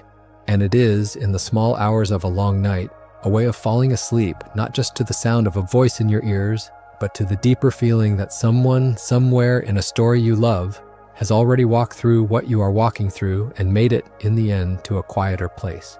That feeling, in clinical terms, is what some therapists call hope. And hope, late at night, is one of the better things to fall asleep with. The story of Aang, the small Air Nomad boy who slept in the ice for 100 years and then woke up to find a family that loved him through his unbearable grief, will keep being told for a long time. The show is part of the cultural memory now. The character is part of the language we use to talk about what trauma can do and what love can do back. He has become, in some sense, a quiet patron of the work of growing up after loss. And there are children and adults still finding him, still meeting him for the first time, still being met by him in the corners of their own lives where they needed a friend who looked like that. The show keeps doing its work, the character keeps doing his. And the iceberg, in some sense, keeps cracking, gently, in the imaginations of people who have just discovered that there is a way through. Avatar. The Last Airbender has been with us for many years now, and the boy in the iceberg is still the boy in the iceberg. And he is still smiling, and he is still being thawed out into a family that will love him. That is the gift the show keeps giving, and it is a gift that does not seem to be running out. Before we close, it is worth turning to one more set of observations, because the more time you spend with Aang's interior life, the more you notice the way the show, very quietly, sets him next to other survivors and lets the comparisons do their own work. Katara herself is a survivor of an earlier raid by the Fire Nation, a raid that took her mother. Sokka has carried the absence of their father and the weight of being the man of the South Pole tribe since he was a boy. Zuko has been physically marked by his own father's violence. Toph has been hidden away by parents who could not let her be who she was. Each of them, in their own way, walks beside Aang as a fellow survivor of something the world should not have asked them to survive. The show, by surrounding Aang with people whose wounds rhyme with his, is making a quiet psychological point. He is not alone in carrying what he carries. His specific loss is enormous, but the experience of being a young person carrying something too large for them is not specific to him. It is, in some sense, the common condition of his entire generation. They were all asked to be older than they were. They were all asked to act in the absence of adults who should have been there to act for them. They were all asked to be tender with each other in the absence of a tender world. And the way they meet each other again and again with that mutual recognition of what they are each carrying is part of what makes their found family bond so strong. They are, in clinical terms, a peer support group of survivors. They are doing for each other at 12 and 13 and 14 and 15 what adults often pay a great deal of money to do for each other in formal therapy. They are witnessing each other's pain, validating each other's responses, gently challenging each other's defenses, and remaining present through each other's hardest moments. The fact that they do this informally, around campfires, on bisons, in temples and palaces, and abandoned forests, does not make it any less therapeutic. It might, in fact, make it more so. Because the medicine is woven into their daily life, into the laughter and the food and the ordinary shared moments, and so it is not a thing they do for an hour a week. It is a thing they live. There is, in this, a kind of model that more recent thinking in mental health has been trying to articulate. The model of community as the primary site of healing. The notion that what we have privatized into the therapist's office is, in many traditional cultures and many traditional times, work that was done by elders, by ritual, by group storytelling around a fire, by long shared journeys. Aang and his friends are, in a sense, a tiny model of that older, more communal mode of healing. They do not have therapists, they have each other, they have a bison, they have a lemur, they have shared meals, shared songs, shared losses, shared victories, and they recover together from the catastrophes of their childhoods. That is, in psychological terms, a reminder of something we sometimes forget. Healing was never meant to be a solo project. It was meant to happen in community, in story, in shared movement through hard things. The show, by depicting this with such warmth, gently invites its viewers to look for the same kinds of relationships in their own lives. It says, in essence, your healing is not separate from the people you love. The people you love are how the healing happens. Find your people. Stay close to them. Let them see you. Let yourself see them. That is what makes the iceberg melt. That is what makes the boy able to wake up. And there is one more dimension worth touching on briefly before we go, and that is the dimension of joy as the final fruit of recovery. We sometimes, in talking about trauma, focus so much on the suffering and the symptoms and the work that we forget what the work is for. The work is not, in the end, just for survival. The work is for joy. The work is for the capacity to be present with the good. The work is for the moment when you can sit on a rock with someone you love and feel the wind on your face and notice that you are alive.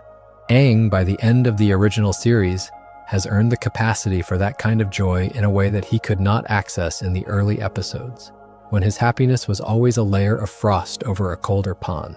By the end, his happiness has roots. It is connected to the rest of him. It is not a performance, it is a fruit. And the show, by ending with him peacefully kissing Katara on the balcony as the sun sets, lets us see that fruit in its first ripeness.